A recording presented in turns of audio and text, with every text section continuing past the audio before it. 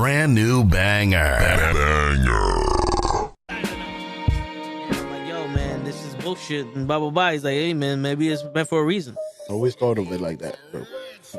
You really fucked up. Mm-hmm. Like, I can't get rid of this thing. Life was easy. Fuck out my face. Yeah, what it was. I expect you to do the bare minimum. Because then what's the point? True. To do that, I went and got one from the aisle, you dumb fuck. And shut the fuck up and lay low. You're female, like you could work your charms in certain situations that I wouldn't be able to. You know how much free shit you gotten? She wants to word to mama shit. Oh, got him. We understand it's gonna bother you. Some of us went through it. Some of us are gonna go through it.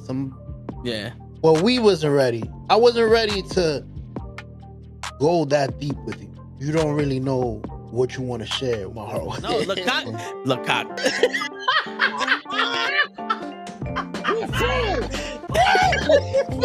Send hook, send cock. I do not agree with these guys. Word. Get the fuck out of here. You're doing something important. Get the fuck out of here. Yeah.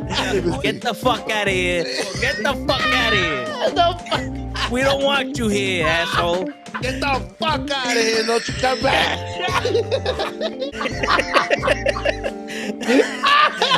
I stay loose, I stay hype. I stay loose, I stay hype. I stay loose, I stay hype. I could do this all night, cause I do what I like. Yeah, I do what I like. Yeah, I do what I like. Sipping goose, sip is right. And I go with the flow. Yeah, I go with the flow. Yeah, I go with the flow. Cause I know I'm the show. In the zone, here I go. In the zone, here I go. In the zone, here I go. Yeah, they know I'm a pro.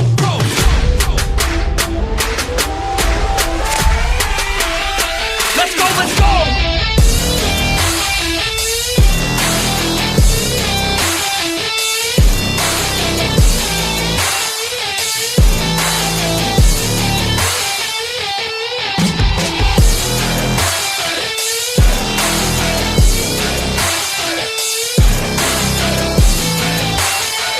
Yeah! Let's go! Here I go, I get lit, I get hyped for this shit! Right.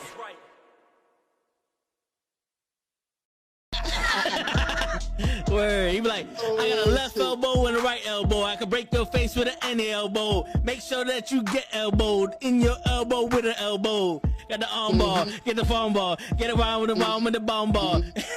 Daddy's gonna take you to Jersey Shore. Yo. We back, baby. We back, night 2. We doing this again like electric boogaloo. Yeah. What's going on? Yo, what's going on, Tyson? What up, Tyson? Yo, me and Ray have been on this thing before we started, and he hasn't even realized I'm using a different lens. Look at that shit. Oh shit, are you? My bad. Yeah. I didn't notice. You didn't notice the 3mm that's on my left now? The 3 extra millimeter? You're a bad friend, Ray. Leaving. I'm sorry. Oh, there he left.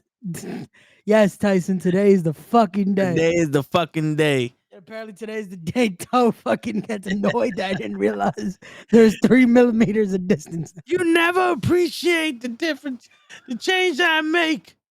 I'm sorry.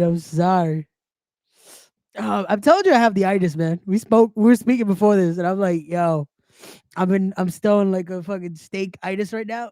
Yeah. I was able to enjoy some good food today. Again, the good thing about fucking finally feeling like myself again, I was able to enjoy a nice day out.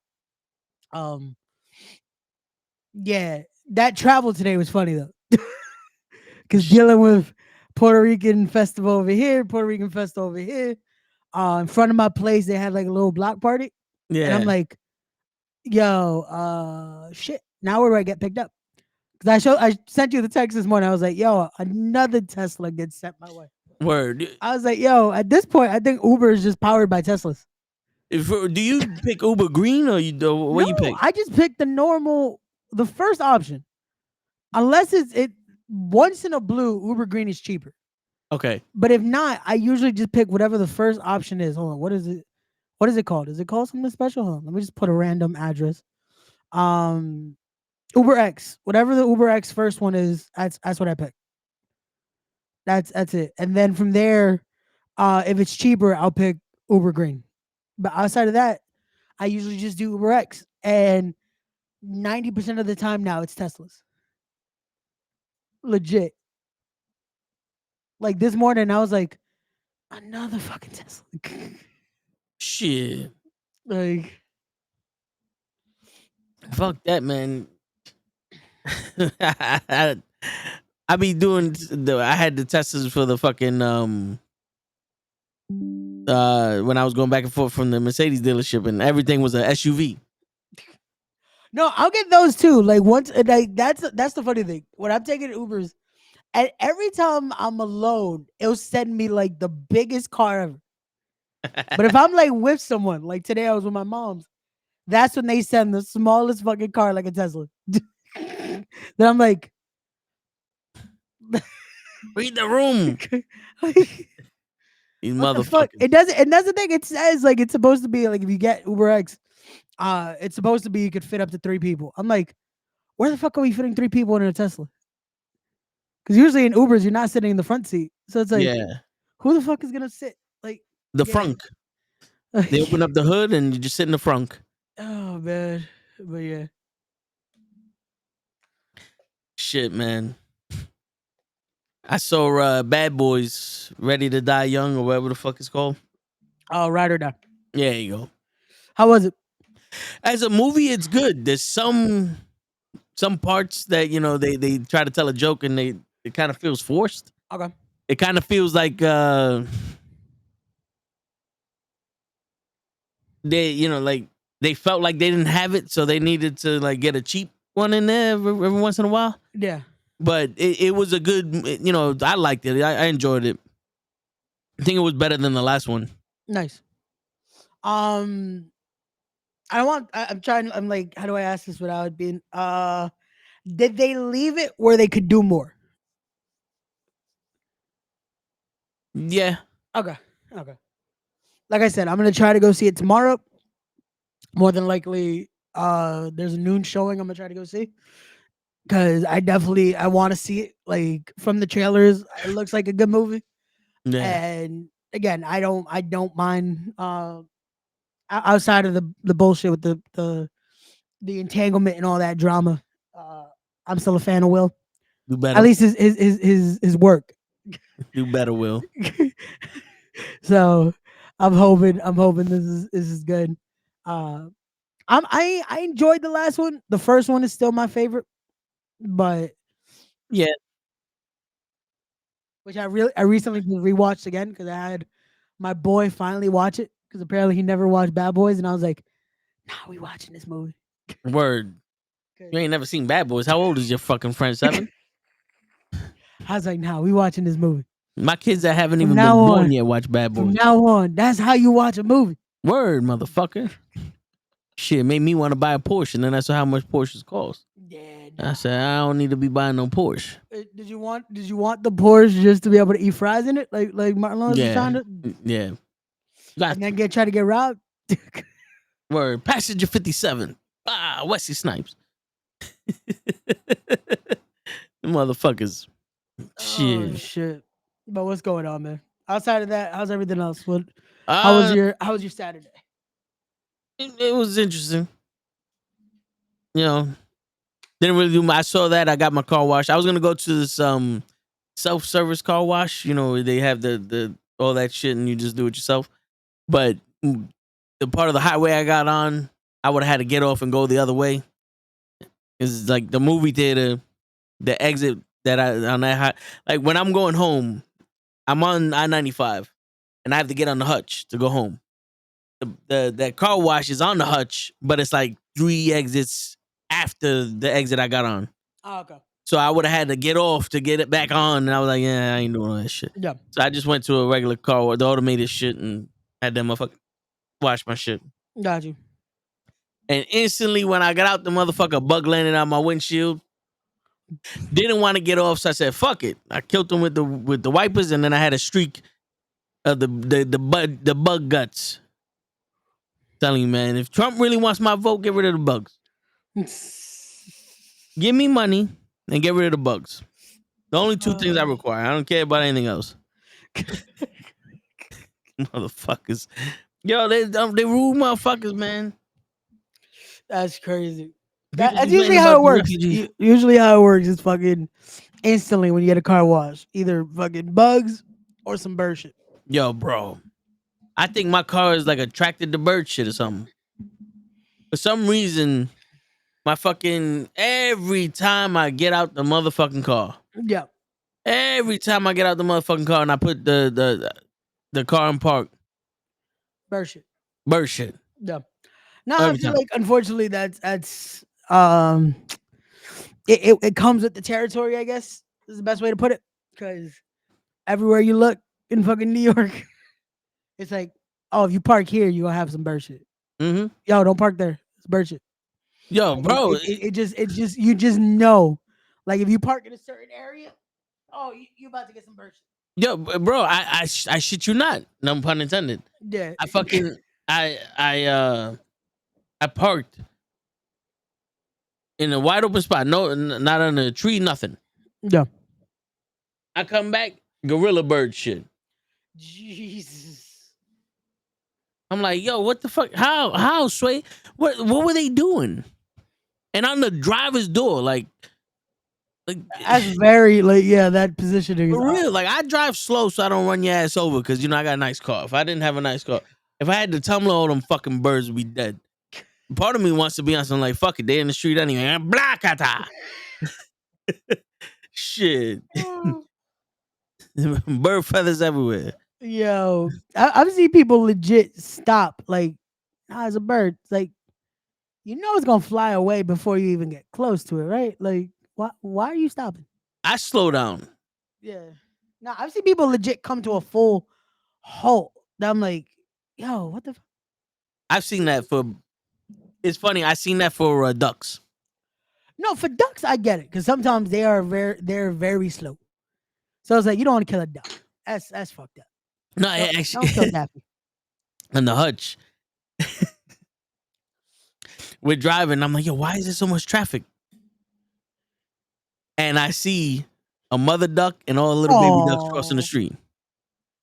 Quack quack. Yeah, and I'm like, y'all motherfuckers stop for them, but you won't stop for the humans. You Jesus. motherfucker. You don't stop for the humans crossing the street?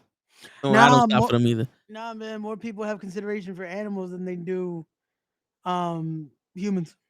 Word. Let's be real. That's how it is. It's fuck humans. Word to Quan. Fuck them humans. Yeah. Shit. So apparently now, Fightful is reporting, according to PW Insider, Ricochet has given notice that he intends to leave WWE after his contract expires this summer. Well then. Who told him that? Apparently, PWI Insider reports that Ricochet said this. Shit. I can't wait for Ricochet to be like, Your people's Ricochet. Fucking. Where you at, Lay? I'm Cyclops. Yo, where's I just threw out the can. I was like, I had the fucking Coke can earlier. With fucking Cyclops. Oh shit. I don't know why my pops bought this. Is he planning on working on a car? I don't know. But he just bought it. He's like, here, now you don't have to worry about holding the flashlight. I was like, that is a good idea. yeah, but I don't work on cars anymore. I don't. Yeah. I guess. Then I got this flashlight. And I'm like, you just fucking. And like a man. And now I feel like the other one's kind of more practical. Though. It's like you could just put it there. A little bit, but still. Just in case, like if you got to work on some wiring or some shit, you got it right there. You good. Ninjanuity, man. Ninjanuity. Just do what you gotta do, man. Get a flamethrower and just start lighting shit up. Yeah, that too. You can just turn on a little fire. That's it. It works out. It just works out. You good. Shit, man. But we in there. We in the building. Oh man. But no, that works. Like I said, my Saturday finally I was out. I got to enjoy some air, got to go to the mall for a bit.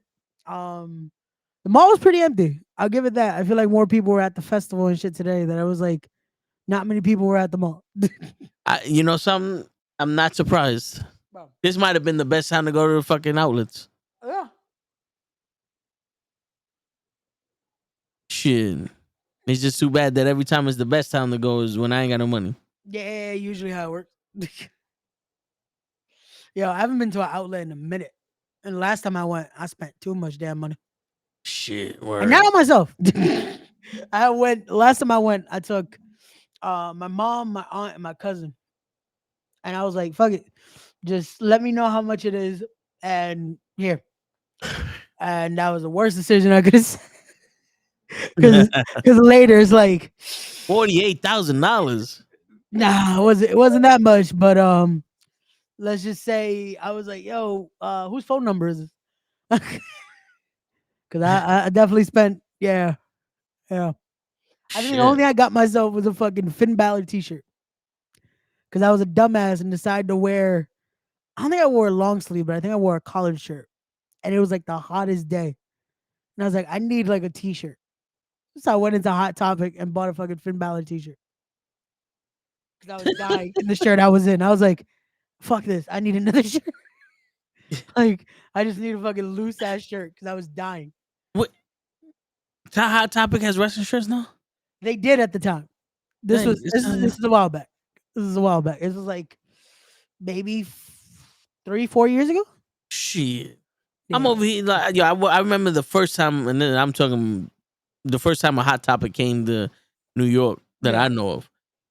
I walked in the Hot Topic and Spencer's and I said, damn, you white people crazy. I'm like, yo, these shirts is, I don't know what the fuck these shirts are.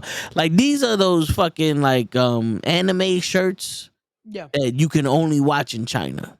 You know what I'm saying? Like, you got to go to China, live there for 3 months, and then they allow access to these animes. Yeah. Nah, there was a time they had a bunch of great shirts. Like they'll have movie shirts, they'll have a bunch of wrestling shirts. There was a time they had the deal with New Japan, they had the deal with AEW. They had some WWE stuff before that. Yeah, because remember there was a time that they had the Young Bucks Funkos, the Cody Funko, the Kenny Funko, when they had the New Japan deal. So there was a Okay. time Hot Topic was a wrestling place, but now Shit. it's like it's back to very obscure shit. Like Yeah. very They it, play it the, if you was a skater, boy, I said see you later, boy, 24/7 over there. yeah. Which is funny because every time I go, they think I'm like a part of that because of my hair, and I'm like, yeah, Yeah. no, yeah, Shit. no. I remember one time I was sitting there and I was like, I'm looking at the earrings and I said, how the fuck am I supposed to wear it? There was the gauges. Mm. And the woman was like, oh yeah, they put a hole in it. I was like, nah. But she had them on. And I was like, nah, I wouldn't do that shit to my ears. I like my face. And so badly I want to be on some. You ever let somebody fuck that hole? Like, so I never asked, but I was like, in my head, it's like, it's just, you want to be adventurous? I feel like that would hurt. I For feel her. like that would. I feel like that would hurt. Like, And then, I mean, because you walk in there, you see that shit, and then you go past the handcuffs and the yeah, but dildos. well, and- that's more Spencer's. I don't know Hot Topic anymore. Has Oh that. yeah, no, yeah. Hot Topic don't have that. Hot Topic is for kids. Nah, yeah, Hot Topic is the more censored version. But Spencer's though, if you fucking Spencer starts like it feels like Hot Topic. yeah, They have the horror shit. They have this. They have this. You walk a little more. They have bongs and shot glasses and edibles and shit. yeah. And then you walk a little more, and it's like dildos and cuffs and all this, and it's like, well then, yeah, Yeah, and I'm sitting here, I'm like, yo, I don't like. If for some reason I feel comfortable in the Spencers because they have shit I recognize. Like, oh, they got a Deadpool book bag, but this is for kids. And then you see that I walk at a Hot Topic. I'm like, I don't know what's going on here. I don't know what's going. I gotta go. yeah. I gotta go. I don't know what's happening. I'm not a part of these people. I don't know you, and I'm leaving. Yeah. I'm leaving. Well, Hot Topic, I'll stay like the Funko section. I'll be like, all right, they got at least they have this Marvel one, they have this, and then it's like, yeah, I don't know the rest of this. All right, I'm out. With Spencer's is like, oh, cool, they got this horror shit, they got this, that you accidentally walk a few feet and it's like, oh, this is a nice shot glass. Oh, that's a huge ass dildo. God damn. Who the fuck is You're gonna need a couple of those shot glasses to take that huge ass. It's like, who the fuck is It's like, I'm gonna go over there now. Word. Yeah. Shit. How'd that turn out for you, Taquan? Yeah, ask a girl if you can fuck a belly button. Shit. I Yeah, mean, so shit. she You know, had that much of a fucking any? listen. Jesus. Any body part I could fuck. Let's see what we could do. Yo, I don't the gauge back to the gauges for a second though. I'm like, I don't know how the fuck they're like, yo, you know what I want right now?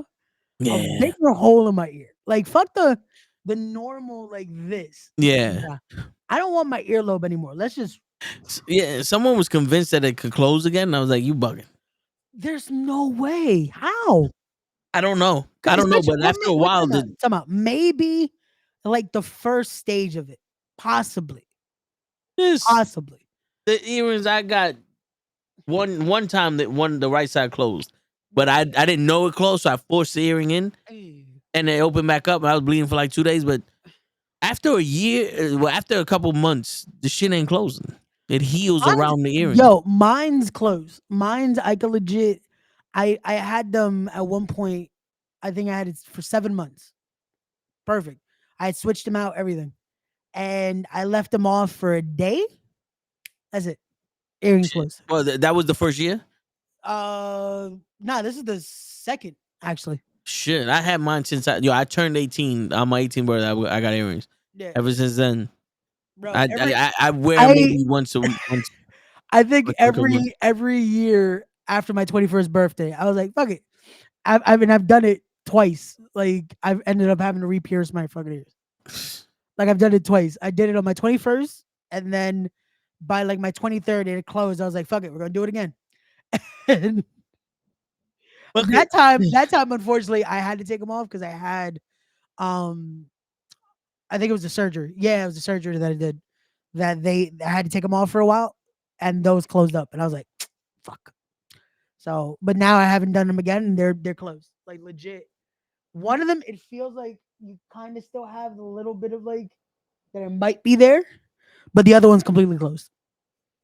Yeah, and I'm just like, one day I'll re-pierce them because I like piercing. Yeah. And when I got it done, it was like $10. Now it's like last time I got them, I think it was like 25 for both ears. Yeah, shit, and it's not even for the pierce; it's for the actual like earring. That's all they. Yeah, because they put the earring in the thing and and that's it.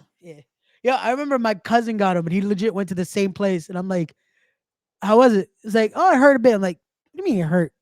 What'd they do?" He's like, "Yeah, I went here. They did." I'm like, "Oh, fuck, it's the gun. You'll be alright." Your word. Bitch. To me, it just felt like they squeezed my ear hard. Man, No, all I felt was like I didn't even feel it. All I heard was click, and I'm like, "Did you just staple?" That's what I feel. I heard like they stapled my ear, but it doesn't hurt. Yeah. I'm like, yo, I've gotten tattoos. I'm fine. Like the tattoo, I feel more than I do with the fucking ear. It's funny because the tattoo felt like somebody was just rubbing their nail on my chest. Yeah, nah, the chest one, that shit tickled like a motherfucker.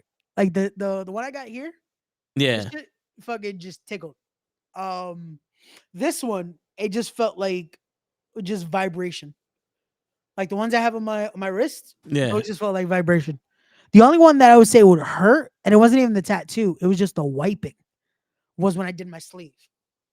After like the first session, like because it's like 7 hours later, the wiping was killing me because I'm like, okay, are we almost done? Like, because it wasn't even the shading, none of that. Like usually that's when they say it's annoying, is like when they do the white, and I'm like, nah, that doesn't bother me. It's just the fucking dry wipe when they do that. Yeah. I'm like, oh, you son of a bitch. Come on, you gorilla. Like, fuck. Stop with your shit. That should be killing me. Word. But there we go. Now Lay just put it in the chat. Well, Ricochet. yeah, I guess Ricochet will be going to the AEW roster like everyone else. I would I wouldn't be surprised if he went to TNA. I actually hope he does, just because TNA gives him the opportunity to do some more like stuff. Like there's a nice balance now with TNA. Yeah, I mean, shit. Yeah, we'll see. You know, we got to get a TV deal, and we'll make our own wrestling organization. Bro, man, the shit I would do if I had legit the resource to be able to do it. Like there's some shit I would do, because yeah, I don't know. Nah, I hear you. It's crazy how AEW and TNA kind of got overshadowed by Lucha Underground. Lucha Underground was technically a TV show. It was, but it Lucha Underground had so much potential, man. Like legit, that first second season had so much fucking potential. But then, of course, bullshit happens that fucking became the place no one wanted to work because of the contract bullshit and all that. And that's the issue. That it's like, yo, when you have everything working the right way, that it's like, come on, man. Like you gotta fucking try to make it smooth. Like plan it out, make it work. Don't let too many people in the fucking kitchen, because that's the issue too. A lot of fucking companies, once you have too many people in the fucking kitchen, that it's like, Yeah. nah, have your format, have the people that are gonna delegate. Let's make it work. Like We're fucking back to AEW. that's the issue. I feel like with AEW, it's like they have become so, there's too many people in the kitchen there. Yeah. And then at the same time, there's not enough. No. This is how I would put it. There's too many people in the kitchen, and there's not enough right people in the kitchen. Not enough cooks. Yeah, there's a lot of fucking sous chefs, but not enough actual fucking cooks in the kitchen. That's what it is. Like it's like, yo, everyone has an opinion. Doesn't mean it should be taken into account. Yeah. Like that's how a lot of issues with wrestling go.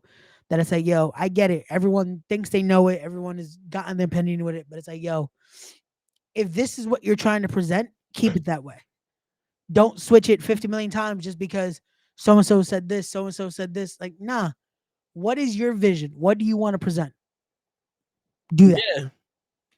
Because this is your show. It's not their show. You hire them to say your show. It's like an actor trying to tell you how to do the movie. It's like, no, I just need you to play Private Ryan. I don't need you to direct me. You didn't get hired to direct. Yeah. Shit. Which that's one of the movies I never watched. Which one? Saving Private Ryan. I think I've seen it once complete. Like I don't remember seeing, like I cannot for the life of me right now tell you the full movie, but I think I've seen it once. Yeah, because it was always back in the day. I was an action guy, but I was also one of those like I like Casino and shit like that. But movies like that, I felt like it was a chick flick. Okay. So I was like, I don't want to watch this boring shit. Then I grew up and I'm like, okay, I actually like movies that have dialogue. Mm-hmm. But it's just it like Oppenheimer was a dialogue that I couldn't understand. Not because it was like intelligent, because it was so fast. It's like, here we go. And I'm like, yo, what are you telling me? Like, is this you telling me what happened in the eyes of the trial? Or are you telling me what's happening and then we're going back to the trial? Like, I don't know. I don't know where you're trying to go with this, but what happened to the bomb? Yeah. You know what I'm saying? Like, I don't give a shit about this, man. What happened to the bomb? No, I got you. Shit, with speaking of that, there's a new movie. I forgot the Take Me to the Moon. That's the name of it with Magic Mike. Channing Tatum? Channing Tatum, yeah. Where NASA, no one gives a shit about NASA, and they're trying to get money and publication for the moon, to go to the moon. So they hire a woman to basically do their PR for them. Got you. So she hired actors to do interviews. Oh wait, yeah. I saw the trailer to that. Yeah. And then they talk about recording the fake landing on the moon just in case, because they needed to beat Russia. And I'm sitting like, wow, this isn't really helping out with the whole. We really did land on the moon. Yeah.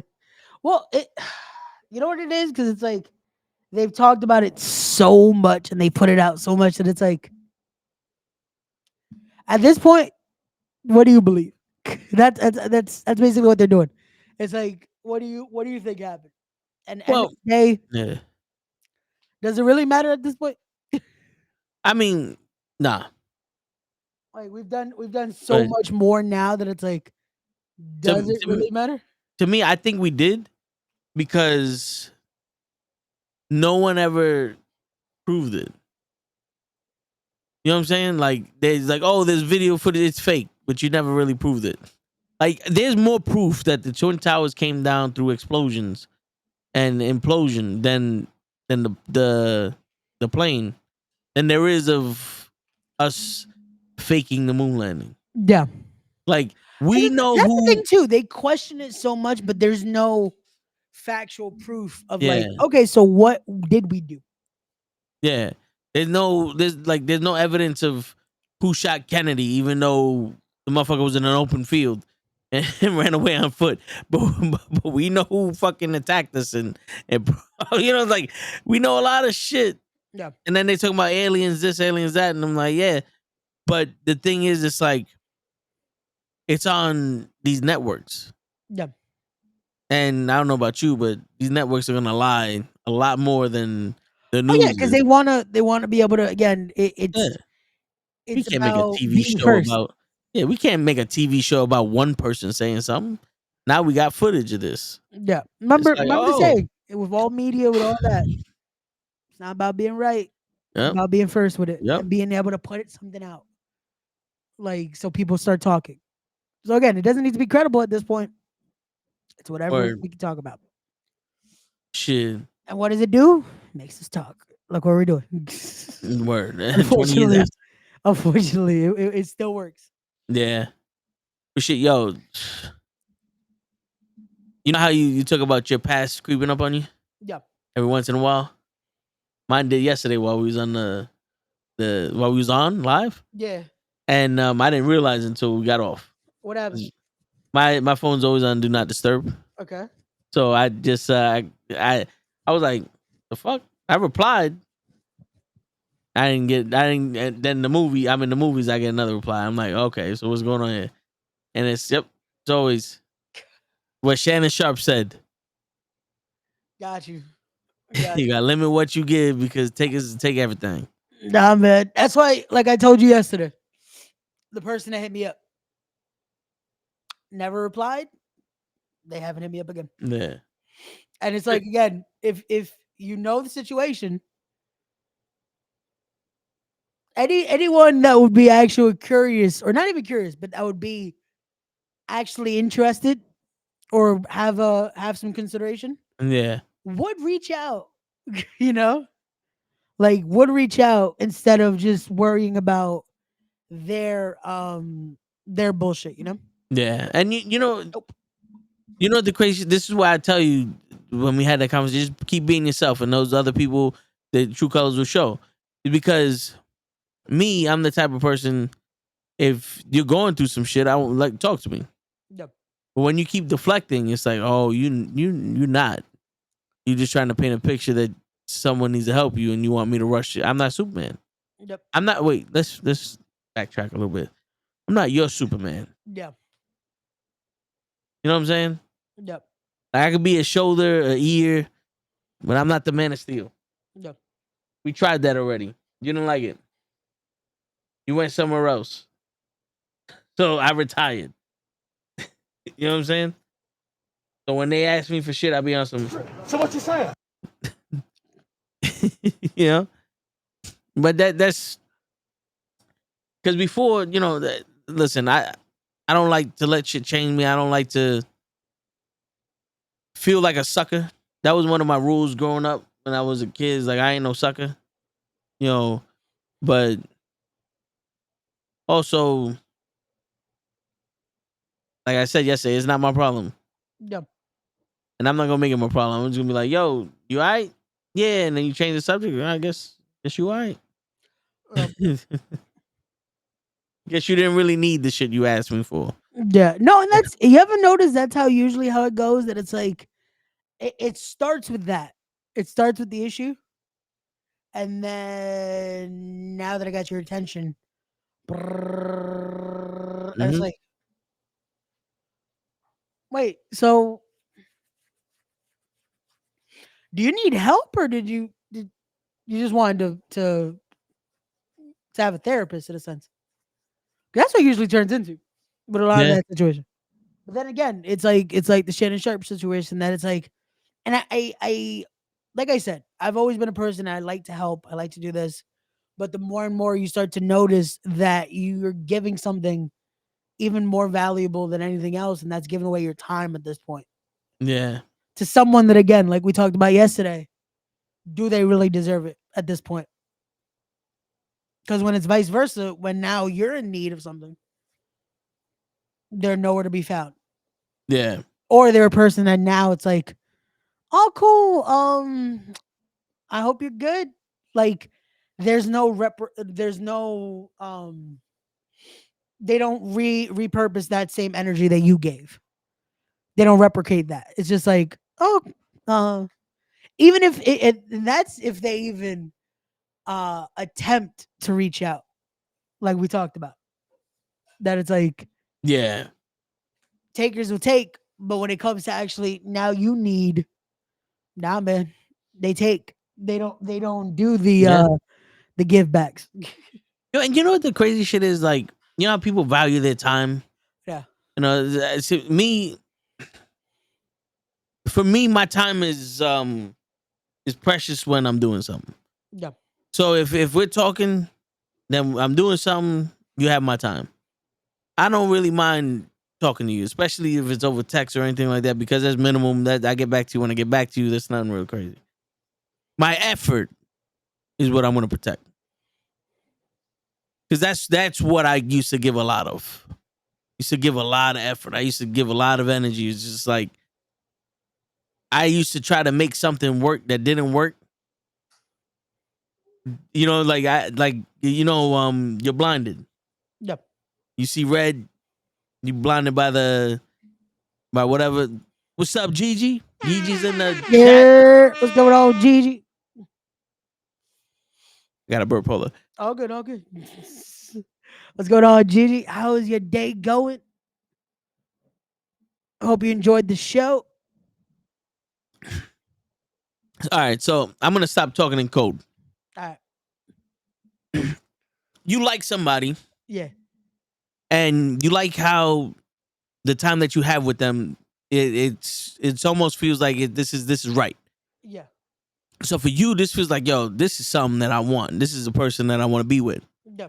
But you're blinded by the lust or the what your mind perceives, Mhm. and not reality. So I was in that position a couple of times with multiple different women because Yeah, because you have that honeymoon phase. Like you have honeymoon goggles. hey, Mercedes Martinez, remember? Yeah, I told you she thought I was cute.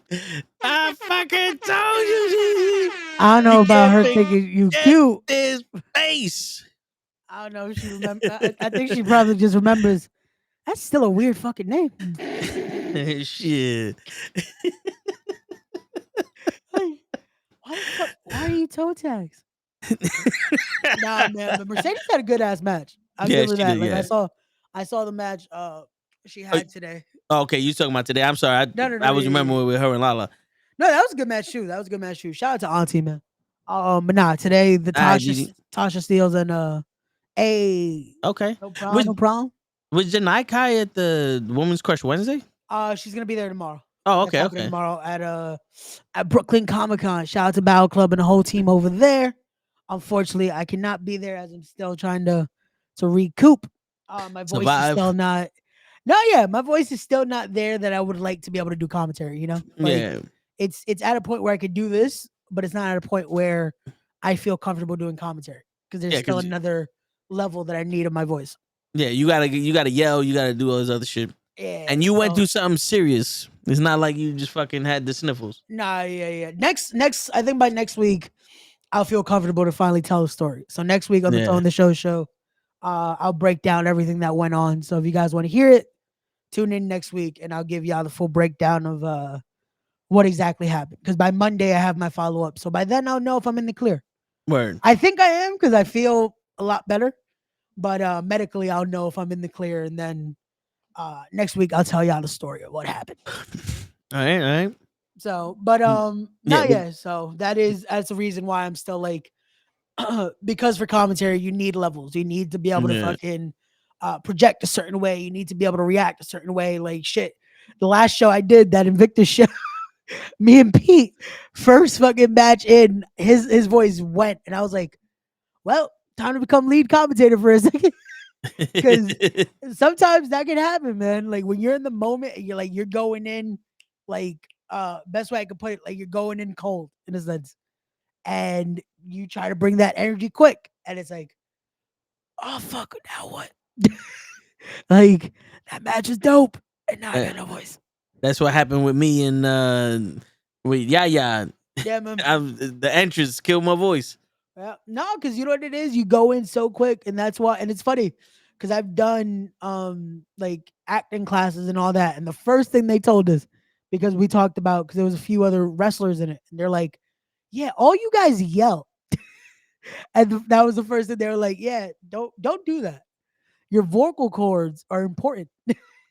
And if you do that, you're crushing your vocal cords. And there's a reason why later you feel raspy and this and that. So I took that advice, and that's why, like, even for the podcast, I switch my voice a bit. Like I almost do the I do the Sammy Callahan, that I try to like sound a little raspier, Yeah. and that actually helps your vocal cords because you last longer because you're not putting as stressed into it.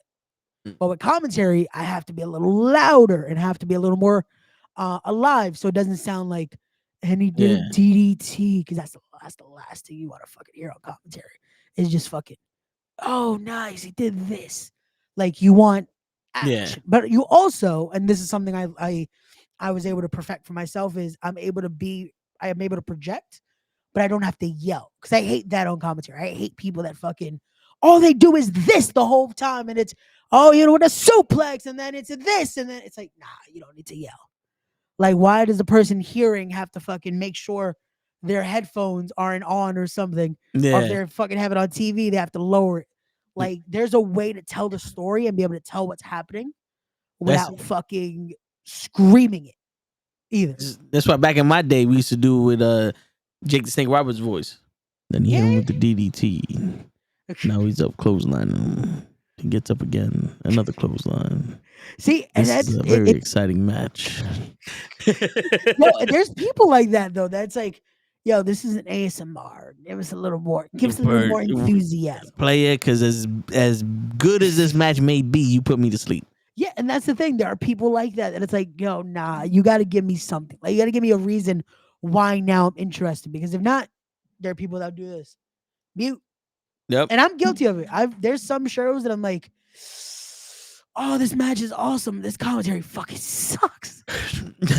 That it's like, and I've said it. I'm like, again, I'm not I'm not saying I'm the best fucking commentator. I have my flaws, but it's like, I know one thing. I'm making sure you're not bored at my fucking comment. Yeah. Like, that's the last thing you're gonna be, is fucking bored. Like, biggest thing I might do is that sometimes I'm at fault that I don't let things breathe, but at the same time I'm not giving you dead air. And I think, unfortunately, because of the podcast, I'm used to not wanting dead air. Yeah. But with wrestling, sometimes you got to remember, dead air is okay at times if it's giving the match time to do something, you know? Yeah. See, for me, I've always been on some, you don't want dead air because this is going on Spotify. Yeah. You know, this is going on something that people are always going to be listening to and not seeing. Yeah. Like, if it was just a video shit, it could be dead air because I could be muted and be like, Yeah, but you know what it is? Having a sneezing fit and you see it, yeah. you can't see it on It- Spotify. I got stuck with that mentality though of like when we do this, you don't want dead air. Yeah, And when it comes to wrestling, sometimes you could have that. You could have that moment that is just like let what's happening in the ring tell it all. Because sometimes all it needs is that. All you need is to see it because now it's like holy shit, this is happening or this is about to happen, or even that fighting spirit moment that it's like okay, cool, let that happen now. Fill in the gaps, you know. yeah. And sometimes I talk a little too much with that, and that I know is my fault. But outside of that, again, you're not gonna get bored of my commentary. I'll tell you that. Yo, just yell at the wrestlers like, "Hey, stop doing shit where I need to be quiet." You know, not about Uh, you wrestlers. nah, that bro. As much as we could joke about that, that is another issue I have with certain people. That's like, yo, remember, it's about the fucking wrestlers. Remember, it's about the fucking wrestlers. The fucking commentator should not be the one getting over in this shit.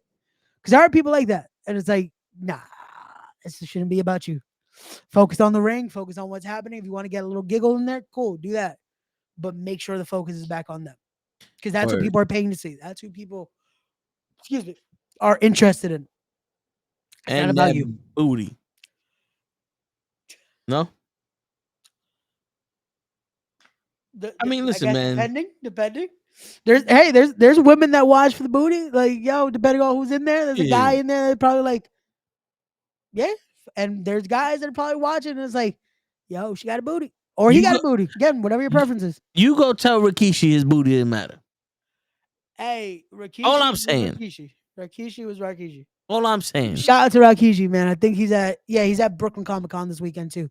Which I was mad, man. There was a chance to get to meet Rikishi again. The original Black Rangers there. I was looking forward to that, man. Word. Hey, there'll be other times, man. There'll be other times. Yeah. But nah, man. It's again just doing things that it works out the right way instead of Yeah. fucking overshadowing or undershadowing in a sense. Don't take away from it and don't ruin what the product is. You know, Word. like And that's what you try to do. You try to make it where it's the narration of it. It shouldn't be the overshot of it. word. And you see how Ray just completely railroaded my story for his wrestling shit so he can promote that he's a fucking announcer. Hey, I was able to segue, man. I did I not was in the middle overshadow. of opening up my heart. I was wearing my heart on my sleeve. This is why men can't express themselves because you're too busy selling yourself, you bastard.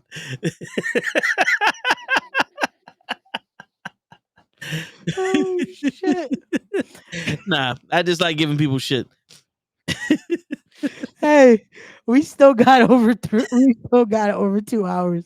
You can still Shit. tell your story, man. With that fucking story, we got 3 hours now. Oh fuck. Oh, that's fucking great. Oh man. Fuck it. Tell your story before I Gigi comes forgot. on. Oh fuck. No, what was that? Yeah, the effort. Okay. Okay. Yeah, you feel a certain way about certain someone, and you put a lot of effort into something that doesn't work. Yeah. No, But you're it's blinded by it because you feel like this is what it's supposed to be. This is meant to be this, yeah. and it's like it's not meant to be, and then you're like, oh wait, I was used. You know what I'm saying? Because like we mentioned yesterday, some people like the attention. Yep. Some people you make it too easy for them to stay, but you're not gonna get none in return. And I know how sometimes Ray, you like to be like, well, if you did it for something in return, then is it genuine? But sometimes there should be a natural reaction to return the favor.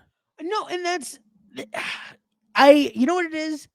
I say that because sometimes it feels like that's only why people do it is for the Yeah, I return. hear you. But at the same token, when you're doing so much, you know, it feels like yeah, there should be something in return eventually, you know? And Word. again, it's not asking for the plethora of things, but it's the simplicity of things. Yeah. Like the conversation we had where just the effort will be at least some replication, you know? And it's Yeah, not it's there. like I can't be the only one that cares in this motherfucker. Yeah. And it's like, come on. Come on. Like at least that. Give me that.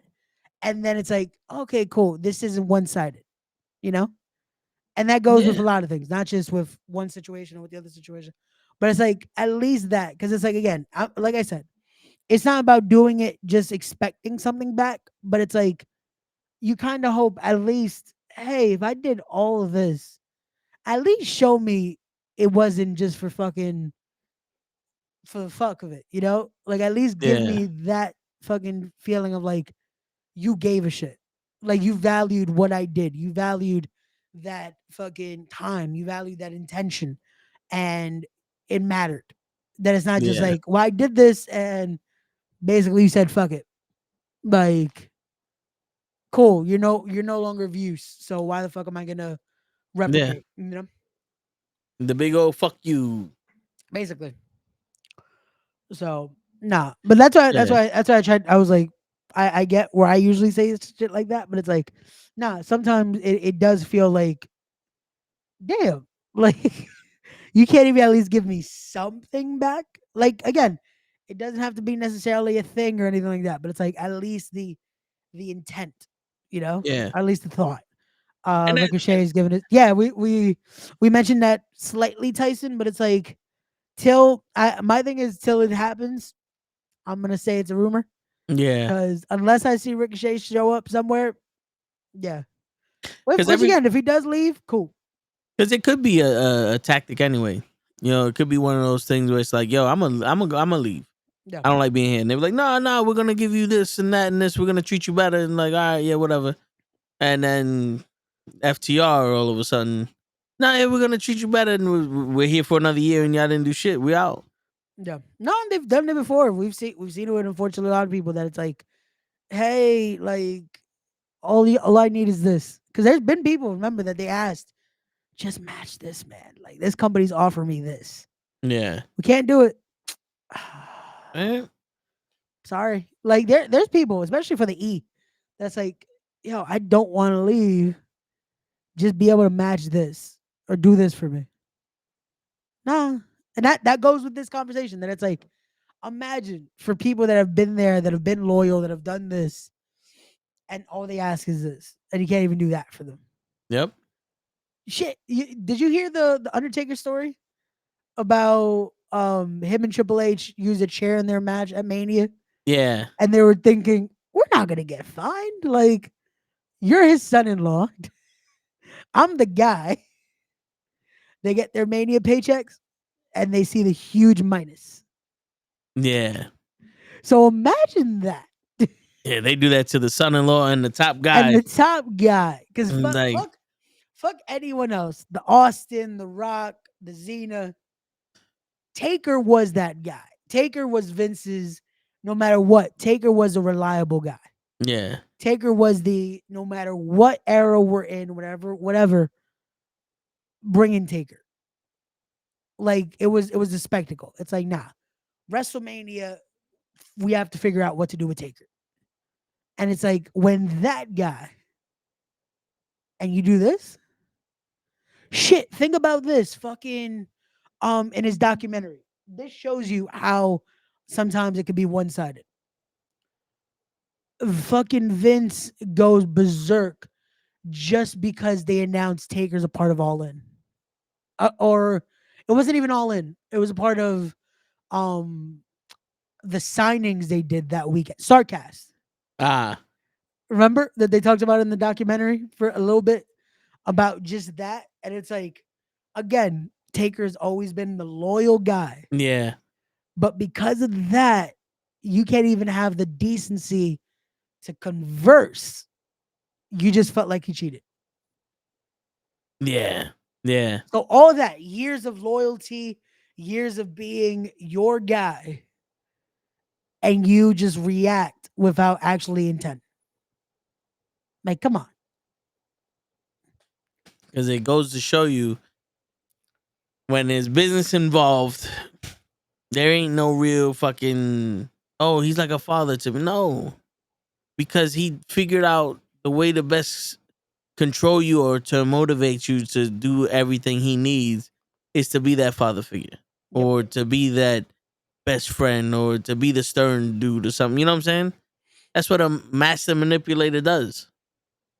Everybody says it's funny. Everybody says Vince McMahon was like a father figure to him, but then the Warrior gets fired because he asked for more money. They let go of 180 people because of the pandemic. They're about to let go of Ricochet, who could have been their top draw. You should have been, especially with everything he fucking did, man. Like They the reaction Ricochet has gotten, and they couldn't do shit. Like, come on. They destroyed the Nexus for John Cena. Yep. You know, like they leaked Goldberg and Brock Lesnar leaving the company before WrestleMania 20, so that way it could be a horrible match. Like, yo, I watched that match on mute, and it's not that bad. Yeah. The fans destroyed that match. You know what's funny? That could have been a whole different match, because Brock, it was a week of a difference. Yeah. No one knew Brock was leaving. Everyone knew Goldberg was out. Brock says it. Kurt Angle told this story recently. Brock asks him, "Hey, should I tell Vince I'm considering leaving because I want to go to the NFL?" A week before Mania. And that's when he tells Vince. And that's when Vince is like, "Okay, cool. Goldberg's going over." And it's like, damn. Like, just because he's decided not to stay after everything. And it's like, think about the Brock thing, that you lost Austin because of Brock. Yeah. Because remember, Austin didn't want to do the job at that point. Yeah, he was like, yo, this is something you build up for 6 months before you. Yeah. I mean, it's true. Because you can't use Austin as a fucking patsy like that. Yep. Unless it was going to be one of those things they're wrestling and then Austin gets counted out because some outside interference or some shit like that. But come on, that is some AEW shit. They just threw 2 men in the ring and didn't care about the consequences of making this a story or not. Meanwhile, it's Austin. It's the fucking... Yeah. Because like anybody would know, The Rock is a fucking electrifying man, all that other shit. Austin was the guy. Yep. The Rock was his counterpart. The Rock was his Mickey Mantle to Roger Maris. But Austin was the guy. Yep. He was. He was legit. As much as the gimmick was the opposite, he was the company guy. Like, he was... Excuse me. He was... At me, man. I love how it was instant. I yawned. You yawn. And then fucking Tyson just yawned. I can smell it. Ah, shit. Sorry, Tyson. He was that company guy. Like, he was everything about being the company guy. And that's what you wanted to be. That was the loyalty. And then it shows, no matter what you do for people, how much you put in, people will just fucking forget like that. Because because not for nothing, it's easier to control through separation than to win with communication. Like, if you think about like a job, actually, you're there and some of my departments, they hate each other. And if they just fucking learn how to do teamwork, this shit will flow immaculately. You know what I'm saying? They don't want to they don't want to help anyone out. And then it's like, well, how come? Because it's the supervisor.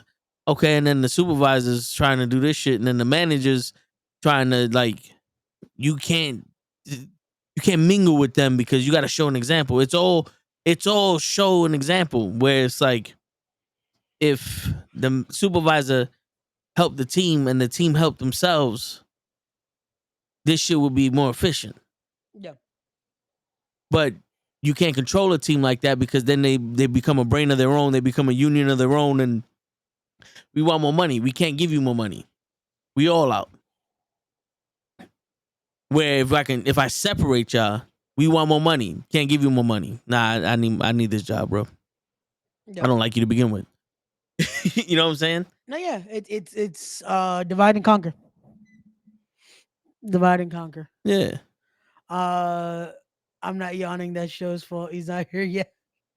Yo, I don't think show's gonna show up because I don't think he knows we're live. I text him. Yo, show's like, yo, y'all doing double duty? Bitch, nah, man. Again, all love the show. That man is doing his thing, man. He's doing his thing.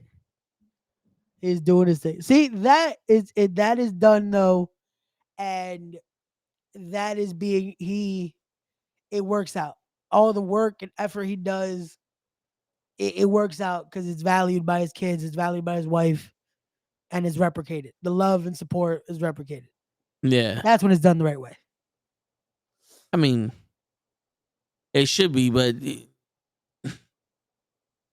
so many people are lied to. They lied to us. Yep. With the whole, you have 24. I have the same 24 hours that you have. Nope. And they sit there and they go, you know, you could find this, you could find that, and it makes people want to go, okay, so now I need more from you, instead of for understanding like this is all you got. You know, it's because yeah, we all have the same 24 hours in a day, but sometimes what I do with these 24 hours are completely different than yours. And that's, you know, because you can't sit here and tell me, oh, you got 24 hours in a day and you get all this done when you have a team working for you. no. You know, my 3 hours of sitting here watching TV is the only 3 hours I'm gonna get of fucking not having to worry about nothing. Yep. You know what I'm saying? Like, like I gotta cram chilling, relaxing, eating, and preparing for the show in 2 hours. Yep. So, you know, like, where's the 24 hours at? Because I don't have like a successful person. Just like, yeah, they have meetings and all, but that's all on one go. Yep. Like on Diddy, he was a fucking producer. No, that's one goal. He's doing all those meetings to make his business, his brand, everything successful. But he's going to people to do that for him. I gotta go to work. That's not my goal. That's make money. Yep. Then I gotta be here doing this. This is the goal to get this popping. But then those extra hours, I gotta figure out how to get this. You know what I'm saying? Then I do the other stuff. My 24 hours consists of 3 or 4 different lives, where his was one. And that's not a complaint or bitching or anything like that. That's legitimately, stop lying to me. Yeah. Because you don't realize that you're full of shit. Even though you're telling the truth, you're full of shit to me. Because I can't walk a mile in your shoes because we don't wear the same shoes. We're not going the same direction. You know what I'm saying? Everybody's life is different. That's why you can't give this whole, this is how you do it. No. The game plan isn't the same because no one no one's playing the same game. And people don't realize that. People don't realize, because everyone likes to say that. It's like, oh, but there's the same 24 hours. It's like, yeah, but let's break it down then. Hey, Hazel, what's going on, bro? Long time no see. Yo, what's going on, Hazel? But yeah, it's a whole different mentality. Like, again, what we do in our 24 hours is like, yeah. Who was it that said it? Fucking Mayweather broke that down. So he's like, okay, cool, yeah, we have 24 hours. Here's what I do here. This is what I'm doing here. This is what I'm doing here. This is what I'm doing here. Then it's like, my open gate is this. I think for him, he said it was like 2 hours of a window that he has. And he's like, what am I doing in those 2 hours? Still doing something that benefits this. Yeah. So I was like, does he have 2 hours then? Like, he has 2 hours a day where he chooses. I'm like, it's one of those, but while I'm resting, let me do some shit. Yeah. But also, again, he has money. and money makes the world go round. Like Yeah, money no, but makes the that's 24 hours easier. it definitely does. But he explained like that's how he got to that. Like there's a Yeah. lot of things where it's like where they make the joke. It's like, oh yeah, money doesn't buy happiness. It's like it might not, but it buys fucking it buys some relaxation time. Yeah, some comfort. Like Shit. it does some things. It fucking makes it where it's like, yeah, you could still have your busy schedule and you have this, but now you have comfortability. That's like you don't Yeah. have to fucking stress it. You still do what you gotta do. You still gotta fucking work. Yeah. And you gotta do it, but it's like now you have that leverage of like, Yeah. now I can do it this way, or I can do it Yes. this way. Money is the difference of you going to some place on the train or you going to some place in a Maserati. Yeah. You going someplace on Spirit Airlines or private airlines. That's what Facts. money does. Facts. But bro, it's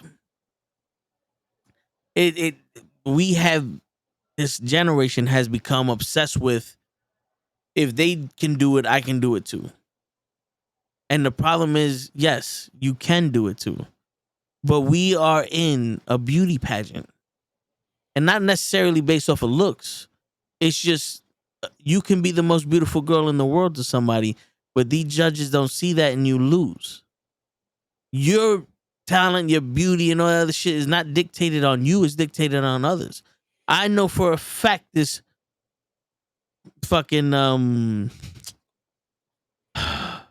algorithm Yeah. is designed not to push people like us. Oh yeah.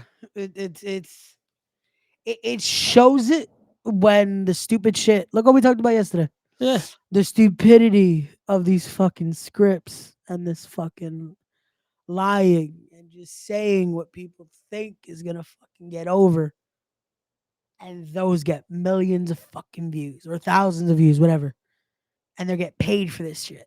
And it's like, we're saying real shit. Look at yesterday. Look at the fucking conversation we had yesterday that Anthony even said, like, yo, y'all go into depth. And again, it's a lot of shit that it's like, it's a little taboo-ish. But we're real.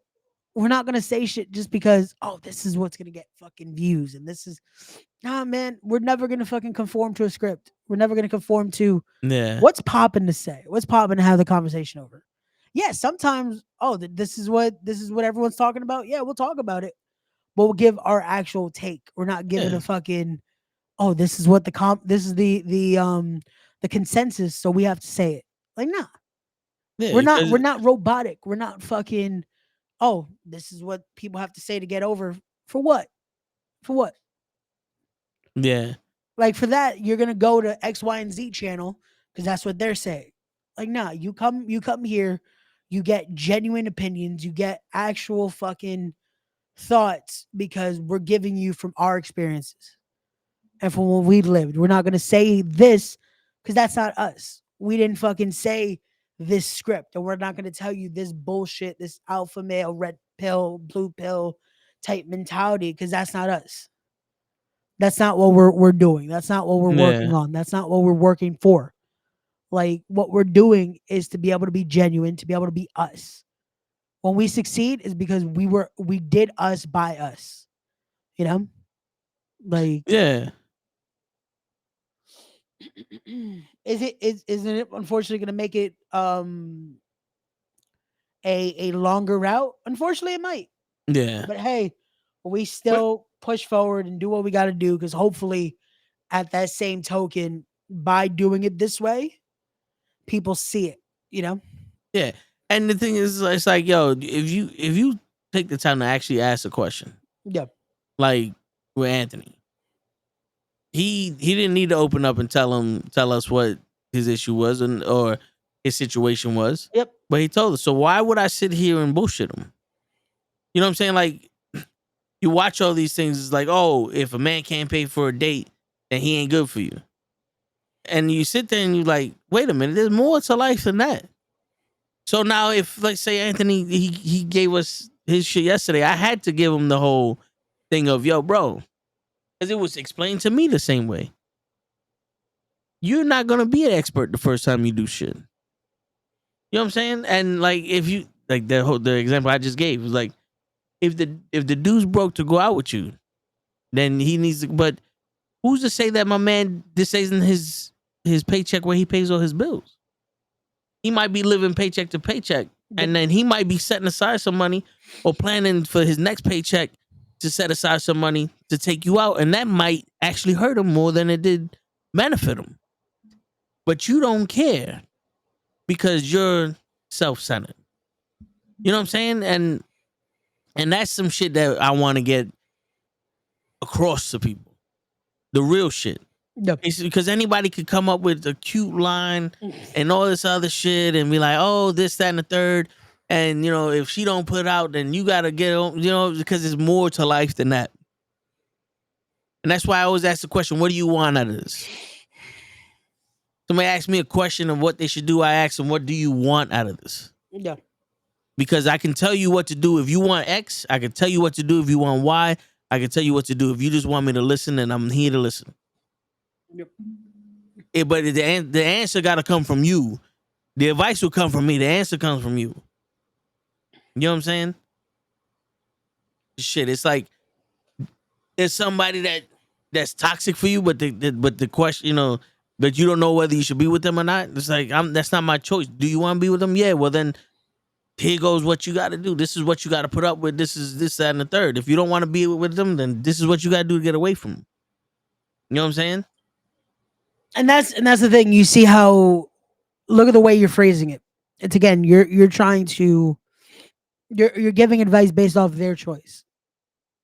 With these conversations, a lot of times with these channels, it's like, no, this is what you're gonna do because I said so. It's like, how does that help me? Yeah. If I just have to listen, if I'm listening to your format, basically. Word. Like, what if I don't want to do that? Now what? What do I do? Word. No. This is what you're gonna do. Like, but that's not what I want to do. Because be honest with you, bro, nothing is ever that simple of, I want to do this. Oh, here goes what you got to do, right? Yeah. Because it's always why. You know, everybody, find your why, find the reason. Because the thing, like, we watched that thing, fit versus fat, right? Yeah. Now, the dude goes, he wants to get in shape, right? But he's afraid his brand might not accept him and all that other shit. And the other guy's like, oh, I get in shape and then I fall out of shape, blah, blah, blah. And then when you go to get your trainer or whatever the fuck case is, like, oh, yo, I want to get in shape. Why? Why do you want to get in shape? And if the answer is something that they don't understand, like, I don't know why I want to get in shape, then we're going to have a conversation of who told you needed to get in shape. Yeah. Because there's a difference between looking like a bodybuilder, being skinny, and having the cardiovascular system to run around with your children. You don't need to look like Arnold Schwarzenegger to be in shape. There's so many people we've seen have triple bypass surgeries, heart attacks, fucking dying that look like Arnold. Yep. Because they themselves didn't take care of themselves. Yep. They overworked themselves. Yo, there used to be a thing. There's no such thing as overtraining. Tell that to your heart. There's no such thing as overtraining if you get an adequate amount of rest. If you're not getting an adequate amount of rest, then you're working too hard. Yeah, because your heart's never stopping. It's Yeah. like you're never getting that actual time where it's like it can actually heal. And That's why. And that's the thing that these guys, and it's like, oh man, but they're healthy. It's like, no. They're in shape. They have the adequate shape, but there's people that could be that they look out of shape, this and that. Look at their actual breakdown though. This is fine. This is fine. This is fine. They're living a semi-healthy lifestyle. They just might not look the typical, oh, this is fit. Yep. But then there's people that, again, are the commercial fit, but then their heart rate's this. They're dealing with this. But it's stuff that you wouldn't know unless you know them. Yeah. But they don't get critiqued, right? They're not getting the, oh man, you should be doing this. You should be doing this. Because the conversation is not about health. It's about visuality. Well, it's about how you look, how people perceive you. Yep. And that's why I always said, your eyes move for a reason. You don't like what you see, don't look at me. Yep. You know, and that's why I never understood where these women's like, we look at these magazines and they make us feel self-conscious because they put these sticks out there. And I'm sitting there going, you are not self-conscious. You're self-absorbed. And I've thought that way since I was a kid. Like, no one put that in my head. When I heard people saying that women feel bad when they see these swimsuit models on the ESPN magazine and they're skinny as sticks and all that other shit. When I was a child, that made me go, what? Why? Because I don't look like that. Yeah, but because in my head, I was like, but I like the way you look. Yeah. I like the way she looks. You do know that there's more than one look in this planet, right? Like, as a child, I'm sitting here going, why do you need to look like her? Who told you need to look like her? I know a man ain't tell you need to look like her. And if it was a man, he was LGBTQ, BGBGBG. He's not sexually attracted to you. You know what I'm saying? Yeah. Like, I never understood how a woman can be so self-conscious about a picture of another woman. Oh, men grovel over it. I've never seen a man at a fucking supermarket pick up the shit and go, oh, look at this. Look at this. That's always the most copies I've seen there. Women pick that shit up. And then in the same magazine, 127 ways your man can have sex better. You know what I'm saying? 4,000 reasons why you don't need that loser. And it's like, wait a minute. You're self-conscious because she looks, perceivingly, you think she looks better than you, and then the whole magazine is about fuck men? That looks like that looks like they're conditioning you to buy more shit because like I said, I don't know how. One, how do you think this woman feels that she can't even be on the cover of a magazine without y'all fucking making a big deal out of it? Yeah. Do you think that she turned around into a machine and said, make me skinny because I used to be fat? Like, she was born this way. The same way you look, the way you look, she looks that way also. Yeah. So now who's the asshole here? Men, I've never looked at a fucking muscle magazine and go, oh, they shouldn't put Arnold in front of this shit. It makes me feel bad. Nah, I look at Arnold and go, damn, this nigga's ripped. This motherfucker ripped, boy. You know what I'm saying? Yeah. But again, that shows it's the confidence level, man. Like, you have to be confident in yourself, comfortable with yourself to be able to see, hey, cool, this is what they look like, this is this. But you have to be able to see what you see in the mirror and be like, this is me. I'm happy with what I see. And if unfortunately you don't, okay, cool. But that shouldn't deteriorate your content, your happiness. You want to work on something? Cool, work on that. But use it as motivation, not detriment, you know? Yeah. Like, and that's the issue that a lot of people don't realize that needs to be use it as motivation instead of going into it with a negative. Because if you're going in negative, that's where we start to see these issues of everyone being in this, oh, but this and this and this. And it's like, yeah, but no, this shouldn't be oh, people can't look like this or this or this. Because it's like, that's where we get this fucking the fit versus this conversation. And all they're doing is like, oh, but you look like this and this. And it's like, yeah, but they could be happy looking like that. I'm going to give you my arm, my extra arm. It's a cheap one, but it's not going to swing like that on you. No, I don't know what the hell is happening. Like, you got a runaway mic. You're like, and then you got to do this. I'm like, what the fuck is back over happening? Like, I don't know if it's fucking loose.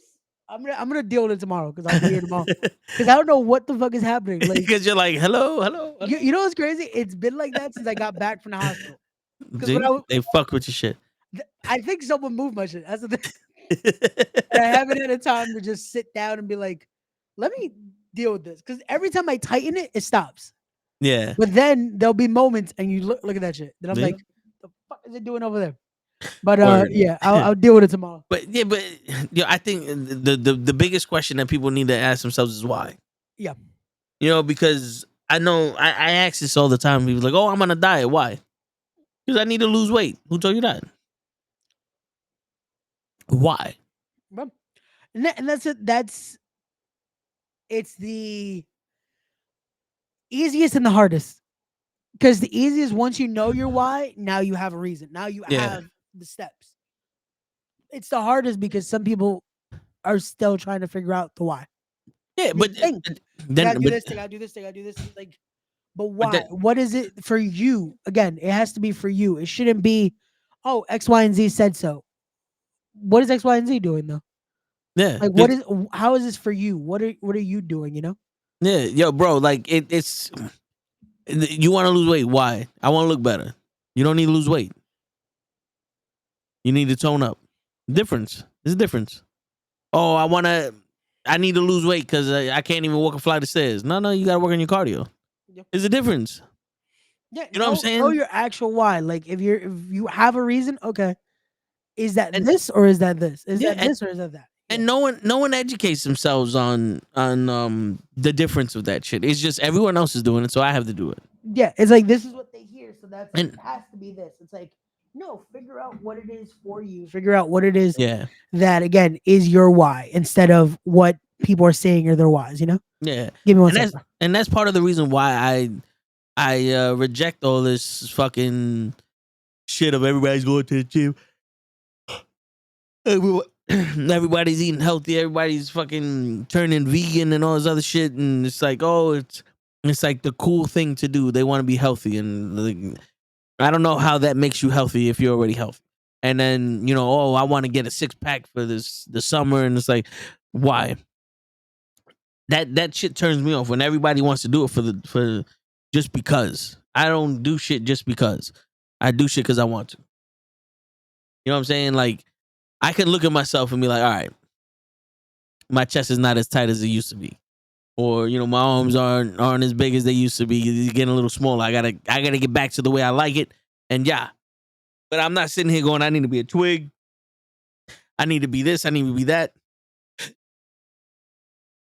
Like, there's no, I'm good enough the way I am. And if you don't like it, cool, good. That makes me happy. You know what I'm saying? It should be none of your business. And if you don't like who you are, you got to figure out why you don't like who you are. And if it's because of one of these things, then you got to figure out what you got to do. And then once you know why you want to do something, then you know how to do it. Because you could sit here and be like, you don't like who you are. And you could sit there and be like, oh, I don't like who I am because I'm overweight. And be like, but what do you want to do? It's like, I don't want to work out and all this other shit. You just don't like the fact that people make you feel this way. Okay, now this has to be, a self-confidence issue. Now maybe going to the gym isn't what you need. Maybe you need to talk this shit out. Maybe you need to realize that your fears and your insecurities are fake. It's deeper than rap. Like people that want to do this major change in their lives to be someone else, the first thing you have to do is recondition your mind. There's so many people out there that's like, oh, I was ugly when I was younger and I want to be hot so I can get all these men. It's like, but you're not going to look that good when you look like a plastic doll walking down the street. Sometimes just the confidence or just your personality makes you look way better. Like what is making you feel ugly? Because I guarantee you there's plenty of guys out there that will smash. But the ones you want don't want to smash. Yeah. You see? That's a lot of people. And like, oh, there's no one there. It's like, yeah, there are. It's the ones you want that don't want you. And that's when you gotta like self-reflect on that shit. And then people like Kevin Samuels telling you like, You gonna have to come down with that. You ain't getting a millionaire with 4 kids, 5 baby daddies. You know what I'm saying? But then you got a guy that's like, you know, trying to take care of you, that he's a plumber, but he ain't good enough for you. Like, bitch, you better go with that plumber. He's the only man that's willing to take care of your fucking kids. You know, like, this is the shit that Kevin Samuels told people, and he got heat for it. He said the same shit to men. Said the same shit to men. But, you know, this is why you need to be real with yourself. Ain't nobody real on these fucking shows. Fucking, they ask. Matter of fact, I'm gonna see if I can play it. I think I sent it to you. Did I send it to you? Fucking, I know I sent it to you over. It was either TikTok or Instagram. It's probably Oh, Instagram. about which one? Because I know that Kevin Samuels video we definitely spoke on. Yeah, it wasn't the Kevin Samuels. Oh, okay. I know I sent this shit to. Fuck. Here you go. It was there.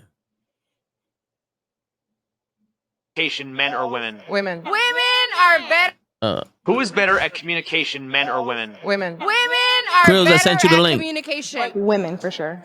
If men are worse at communication, why do so many women expect men to read their body language rather than just be direct? Oh my God. I don't know. Are men expected to be mind readers? Yes, Is there a difference between what women say that they want in a relationship and what they actually respond to? absolutely. If so, how are women better at communication? We're not. But you just said that they were. I lied. Clearly, I'm not communicating well. Duh. Who is better at Those reactions though are fucking like. Do you get the? Oh man. Oh shit. You know what's sad when it comes to that? Because people are like, "Oh, they definitely like they're doing it for the video." It's like, no, I feel like that's genuinely their No, opinion on that's it. it's a fact. Yeah, it's like, come on, You, man. bro, we've all been there. Yeah. You ever try to communicate with someone and instantly whatever you're feeling ain't validated? Yeah. And then you go, you know what? I'm good. Yep. People think I'm machismo. Right? There's women at my job, they think I'm too machismo. Yeah. Because I'm the type of person, I start talking, if you interrupt me, I stop. And they go, say what you need to say. It's like, nah, what you need to say is more important. Don't worry about what I need to say. Oh, no, it's like, nah. You can't listen for a complete sentence. I can't complete my sentence now. It's not important. I'm not wasting it on you. And then we can't communicate. I'm not gonna force my fucking opinion. You know what I'm saying? Like, obviously, you don't have enough respect to listen to me the first time. So the second time, you're not gonna hear me again. So Yeah. nah, you don't appease me. I'm good. Shit, that happens a lot. I do that shit with my boss. Yo, maybe you should. All right, anything else? Nah, we good. Then they leave like, yo, let's do this. Fuck what they did. You know what I'm saying? Because it's like, yo, you're not going to listen. I'm not going to talk no more. Yeah, because it's like the decency of it. Like, if you're not going to acknowledge or you're not going to be respectful enough to be like, in the moment, then fuck it. Yeah. What's the point?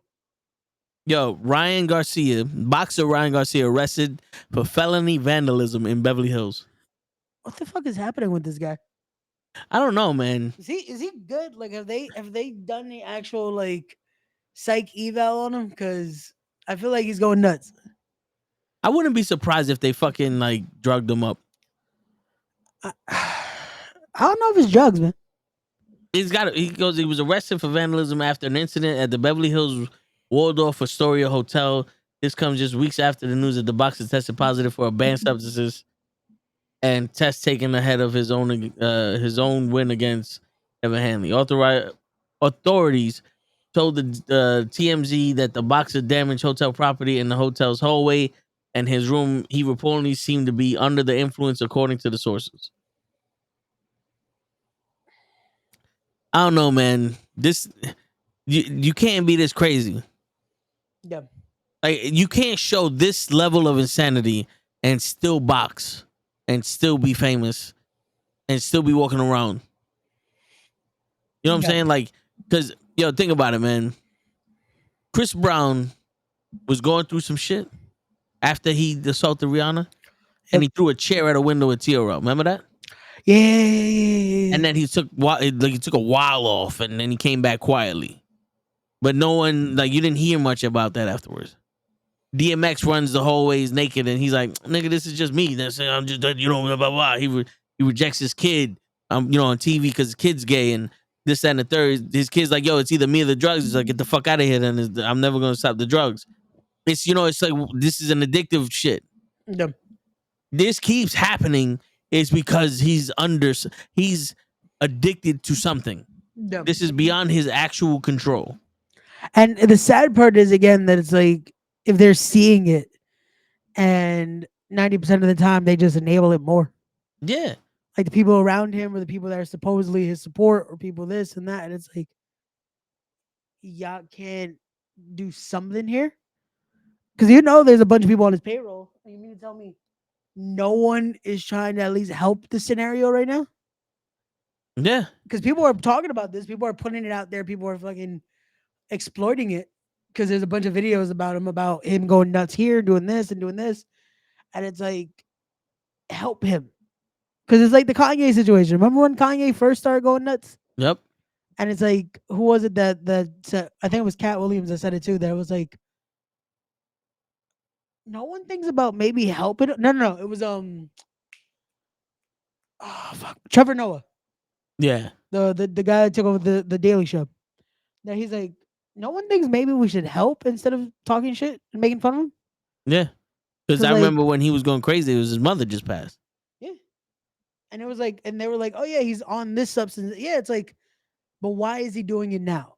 If he was fine, and all of a sudden it's like this is happening, they're catching him with this. Like maybe it's something. Yeah. And Someone wants to check on him before it goes to that degree of like now there's no return, And the crazy shit is like the more and more he does like come out and start doing these things, Yeah. I'm starting to see the more and more he feels alone. Yeah. Because I remember when Kim Kardashian left him, and he said I bought the house across the street from him, and I didn't even know where they was, and none of these niggas told me where my kids were, and all of them knew, and blah blah blah. And no one said nothing. It's like, damn, my man don't even have fucking friends to tell him where his kids are. Yep. Like, what kind of fucked up shit is that? And then people see it as he's alienating himself, but it's like if you listen to the words he's saying, it's like, wait a minute. Those are my kids.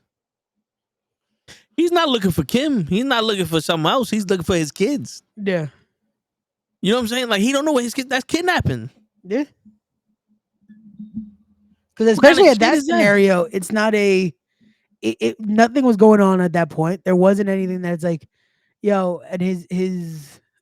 That's right, Pete. Yo, what's Raised going on, alive. Pete? What's going on, Pete? Yeah, we in the building. We back.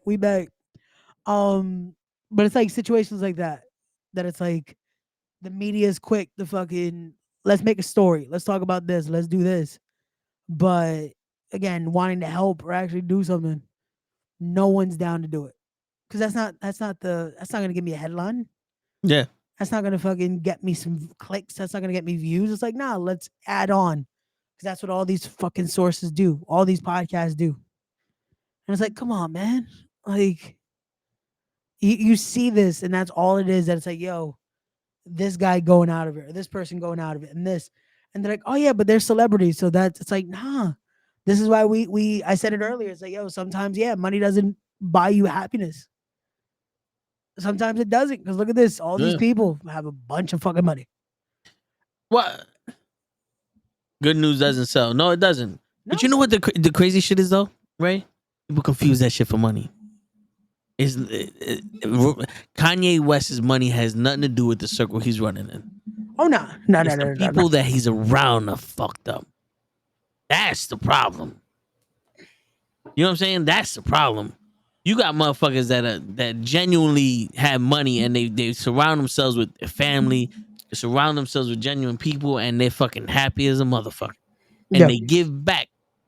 You know what I'm saying? They give back to the community and shit, and no issues. And then it's like, we still talk about it to this day. Robin Williams, Yeah, man. you'd have thought would have been the last person to kill himself. Nah, that was a guy that's And like, yo, he was such a. It felt like such the warmest spirit ever, and such a genuine soul, and such a happy. It gave so much happiness. But look, the yeah, demons that we didn't know he was yeah. battling. And The unfortunate scenario of he probably didn't have those actual an actual support system. yeah, Like, and that's the unfortunate scenario of some people are lucky that they are able to have that support system, that it's like, I know they're here for me no matter what space I'm in, no matter what level of this I'm in. They're still the same people that were there from day one and are now here for this. yeah. Some people are lucky. Some people have that it's like, yo, they came up with me here. Now I'm taking care of them. Like Kevin Hart has that. Kevin Hart has his it's Paper Cup Boys, right? Red plastic the Yeah, Red Cup Boys or some. yeah. That's like, those Yeah, were his boys that again came up. He took care of all of them. No one recommended, hey, maybe don't cheat, but hey, it is what it is. listen, yeah, that's on him. But But it's like he had that, that he has that level. yeah, And it's like, again, that dude from because, where he started to now fucking the yeah, millions that he fucking has. because they trick you, Ray. They fucking lie to you. What does everybody say? You want to be successful? Cut them losers that you live with. Like, cut them losers from the streets that ain't gonna go nowhere. You got to drop them niggas. And it's like, why? Now you start thinking you better than these motherfuckers, and just because they don't want your life doesn't mean that they bad. Like I said this shit to Cruz, others. It's like I never understood that. It's because my boys, like, we're doing a podcast. They don't do podcasts. So what am I? Yo, I'm not your friend no more because you don't want to do the podcast. Like, nah. When I know I need to talk to you, you there. When I want to go do this, you the one I do it with. If I want to go chill on the block, you always on the block. Let's chill on the block. Yep. That's my nigga I'm gonna chill on the block with. This is the one I do that with. This is the one I do that with. Why do I need to leave y'all to be successful? And then what? You got a lonely life now because they say it's lonely on the top. It shouldn't be. The top is saying, metaphorical. I never get it. Yeah. That's the thing. I never understand that it's like, when you look at our mentalities, right? And everything we've always said, it's like, but why should it be lonely at the top if the thing I want to do when I make it there is be able to fucking help those that were around me? Yeah. Or be able to fucking make sure, hey, so and so is taken care of. This is good. This is good. This is good. Like, why the fuck do I want to be lonely if I want to fucking make sure everyone's around me? Yeah. Like, I never understand that. And it's like, a lot of people you see that it's like, yo, that's not who they were. Yeah. Like, I always said this, and again, I might get heat for it, but fuck it. Look how Pitbull is. The guy that was about the culture, about this, about that, about this. He got money, became the most commercial motherfucker ever. Because that's how the only way he's gonna get money. And I'm like, yo, that to me is like, yo, you had a voice, you had something. That's what you got here because of Bro, this and this but and this. You see, but that's the thing about the game. That's the thing they don't tell you about the game. And you know this saying right here, people. Oh shit! I almost blocked Pete. Oh shit! Don't block Pete now. Yeah, if the people around you aren't pushing you to be better, they shouldn't be around you. See, I think the phrase should be: if the people that are around you are holding you back from your potential, they shouldn't be around you. Because just because you're not pushing me to be better doesn't mean you're holding me back. Yeah. If You know what I'm they're saying? genuinely holding you back, then that's a different story. Yeah, like But there's some people. When I grew up, they didn't like wrestling. It never stopped me from watching wrestling. It never chastised me from being a wrestling fan. They never said, "Oh no, this nigga likes wrestling. We can't go play handball." When I was with them, we was with them. Like I trusted them with my life. yeah. But if I wanted to be a wrestler, they wouldn't have been. It wouldn't have been like, "Nah, don't do that shit. Chill in the hood." They'd have been like, "All right." But they never would have hit me up like, "Yo, how many sets of running the ropes did you do and shit?" You know what I'm saying? Gotcha. It's like people got to realize that just because they're not in the corner blowing the whistles, telling you the time and pushing you to do one more set, it doesn't mean they're not behind you. Yeah. It's there's levels to this. Like there are gonna be people that are gonna genuinely be right there. You know, they're gonna be those, like you said, the best example. Be that corner man in a sense. Yeah. But are gonna be those that are gonna be in the stands, man. Yeah, and not for nothing, there's people that are gonna be around you, that are gonna fulfill you, that are gonna make you feel like you're on top of the world. And then when you look, they suck the soul out of you. Yep. There's people that made me feel the best I've ever felt in my life emotionally. And then the soul got sucked out of my life. You know what I'm saying?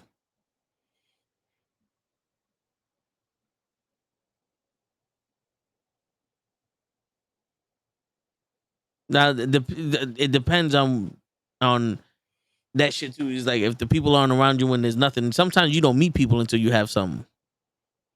You know, a lot of like, oh yeah, the only person I knew before this was Krills in the show. I met Lay through this. I met Gigi through this. Kenny, you through this. You know what I'm saying? It's just you got to be that judge of character. Like the whole thing with Pitbull, and not just him specifically, but with a lot of people in the industry, the entertainment industry. There's a lot of money to be made, but the thing is, you got to read from the script. Now, Pitbull's sitting here going, the coach is going to be fine without me, but my family ain't going to be fine unless I make this money. Yep. And it's not necessarily selling the soul, but my man's like, yo, if I turn around and do one Spanish album, I'll make $50,000. If I do one English album, I'll make $50 million. Yep. Yo no hablo español. You know what I'm saying? Think about it, bro. It's It's the and like choices. the thing is this. Again, we could critique it. We could do this, but at the end of the day, I can't blame him for doing something like that. Yeah. I'll critique it because I'll be like, yo, this. But at the same time, it's like you make the choices that again benefit Yeah. you. Like for us, like we said, we're choosing. Like we said, we know what fucking works. We know that we could just do this and be the carbon copy of X, Y, and Z podcast or this or Yeah. this or this or this, and fuck it. That'll probably. But why? Mm-hmm. But why? Because then at the end of the day, it's not about selling your soul with it, but it's like you become something that it's like you lose the essence, you know? 'Cause Yeah. look at all these podcasts. Look at how they are. Look at the press thing they did, or whatever you want to call it, the panel they did. Yeah, yeah. Look at how just desensitized they are. Yep. That's like they lost control. Yep. With us, it never feels that way. It never feels like we're not in our control of our own shit. We're having fun with it, no matter what it Yeah. is, no matter what we're doing, we're having fun with it. And that's how it should be. It should feel Yeah. like what you're doing should never get to that point that it's like, shit, I don't know what I'm doing anymore. Why am I doing this? Again, the why, like we talked about, the why. And it's like for them, that why is gone. Because now there is no why. Now it's just this says I got to do this, so Yeah. now I'm going to do it. There's We're no doing why. this. Yeah, we're doing this to make money or to get bullshit. But, bro, my why is because I can't be anything other than me. Yep. I would. This podcast will last 15 minutes if we copied someone else. Yep. If I sat here and go, yo, we're not gonna curse. We're gonna be kid friendly. We're gonna talk about all the topics that Fresh or Fit had, and we're just gonna stick to the talking points. I won't press live. I wouldn't press live. Cause you already seen that. Go watch them. No, but that's you've seen it. You've seen like look at the video we saw yesterday of the guy reviewing one of their shits, and I'm like, Yeah. Yeah, and even that. their voice. I'm like, yo, and it's like because you hear it, it becomes so robotic. because it's like you don't believe what you're saying. Yeah. You don't. You wanna get the views, and you wanna do this, and it becomes so robotic because you're just following a script. Yeah. And again, And- for people that are listening to this is like the third week we're talking about it. We're metaphorically saying the script because it's the format that they all go from. That it's like you're gonna talk about this, you're gonna say this, and this is what the algorithm pushes. Because it does, it pushes it because as controversial as these subjects are, or as fucking um debatable that they are, but it's just this one style of agenda, Yeah. and that's what And they push. and yo, do you see? I'm gonna say two things. Yeah. The way that this guy was reviewing that shit, he's talking about the artist, right? The guy that single mom or whatever the fuck song he came out with. I don't know this nigga. And he's talking. He's like, look how stupid he is, and 1,500. That's not impressive. And can you do this again? And blah blah blah blah. And at one point is he going, yo, Myron, which is the name of the fit in Fresh and Fit. How are you just gonna let this dude talk like that about this woman on your show? If you wanna help men out become accountable and become real men, how do you let somebody talk down to these women? Have a conversation with them. If they're rude to you, handle it. But just because he's gonna call her a bitch, he's gonna say, listen, bitch, I'm trying to tell you this, that, and the third, and he's throwing shit in the face. Like, yo, bro, hold up. You being disrespectful right now. And if you're being disrespectful to her, you're being disrespectful to me, because this is my show. Now you either gonna have to change your shit up or you're gonna have to get the fuck out of here.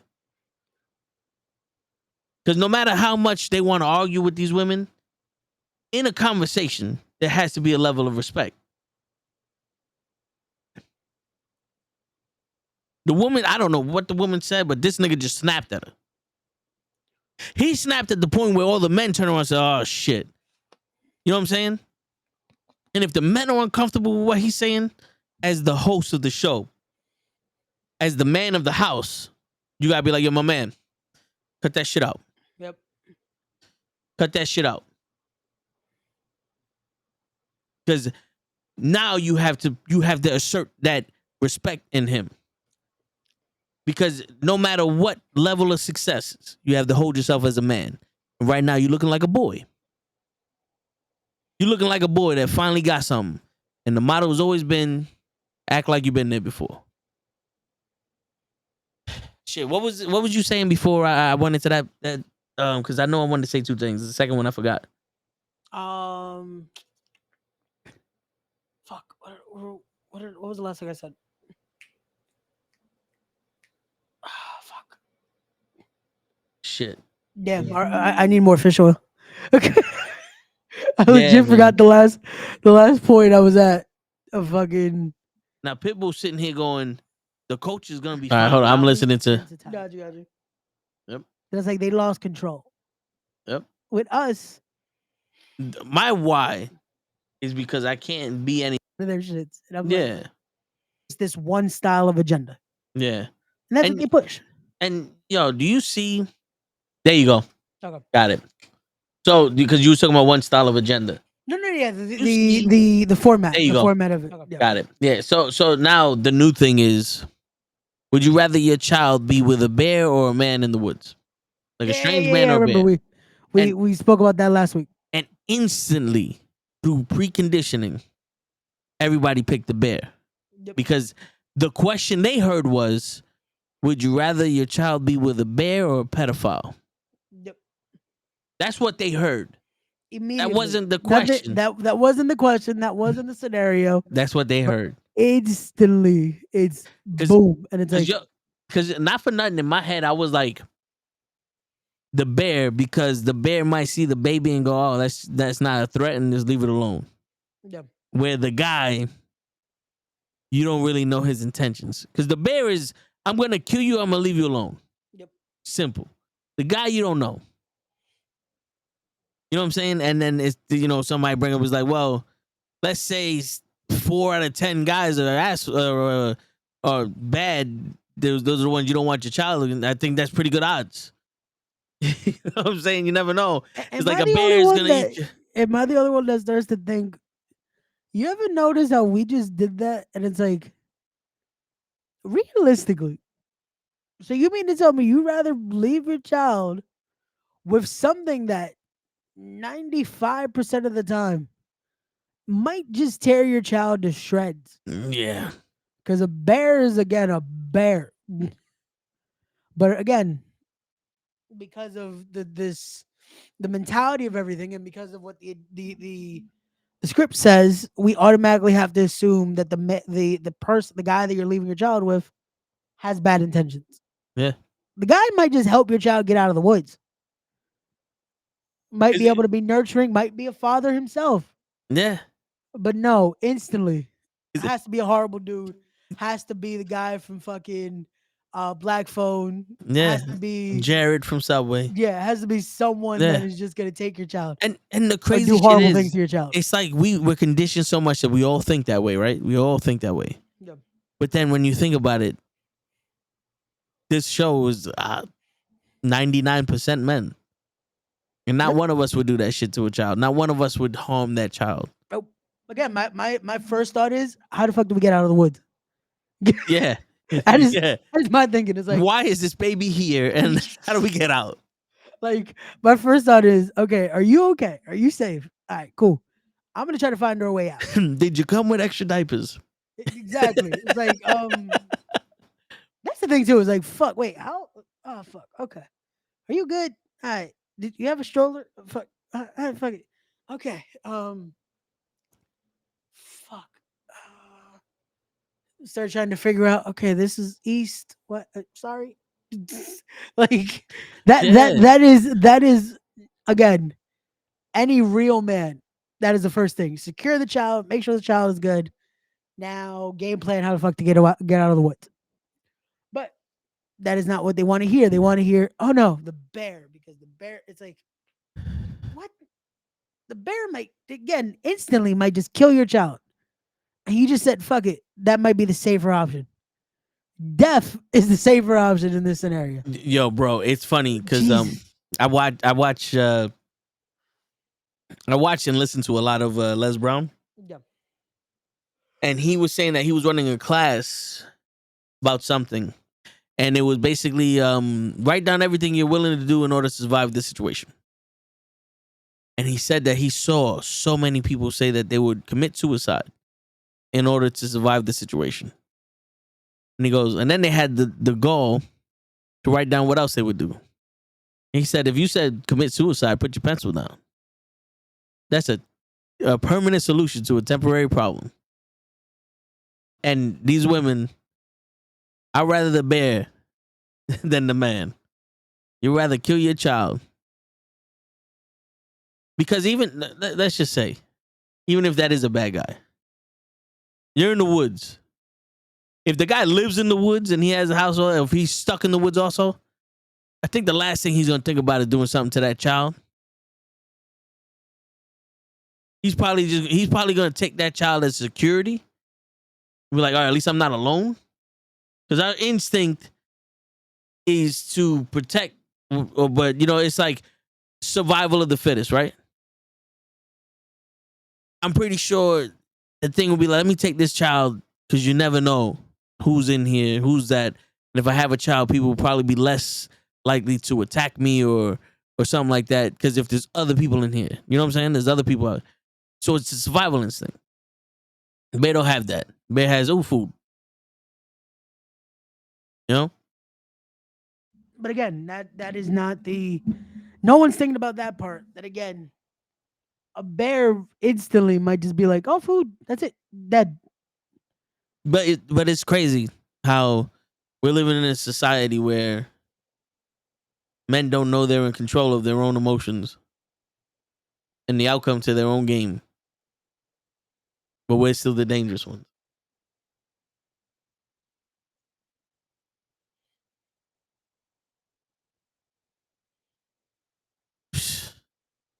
Says so many mental issues these guys have. And we're still the dangerous one. It's like, come on, man. We made a month of mental health. Mental health. Is it men's mental health or is it just mental health? No, yeah, Men's mental health. Men's mental health month. And they put it behind the gay pride, Puerto Rican Day Parade, and whatever else the fuck this month is. Men's mental health month, right? Which is You ever see has some not shit not been spoken about at all We're anywhere. on June 8th. Yeah, It's June 8th, anywhere. so months already going. Black History Month. You see Monday Night Raw throw some shit up. Labor Day they throw some shit up. Memorial Day they throw some shit up. You know what I've seen mostly about men's mental health is everyone saying this is not going to be talked about, but it's like, wait, what? Yeah. It's like already that is it's coming in with a negative. That it's like, hey, people are not going to talk about this, but just so you know, it's like that shouldn't be a thing. It shouldn't be already starting from a negative, you know? Yeah, and and the crazy shit is, bro, it's like the crazy shit is it's just the problems that men have aren't serious like that, but it's feeling useless Yeah. is a huge demoralizer. And the whole thing, go to the gym, because what you're doing is you're putting that pressure, you're giving yourself that obstacle to overcome something. Yeah. You couldn't lift 50 pounds, now you lifted 50 pounds. But the gym is the first step, or that obstacle is the first step.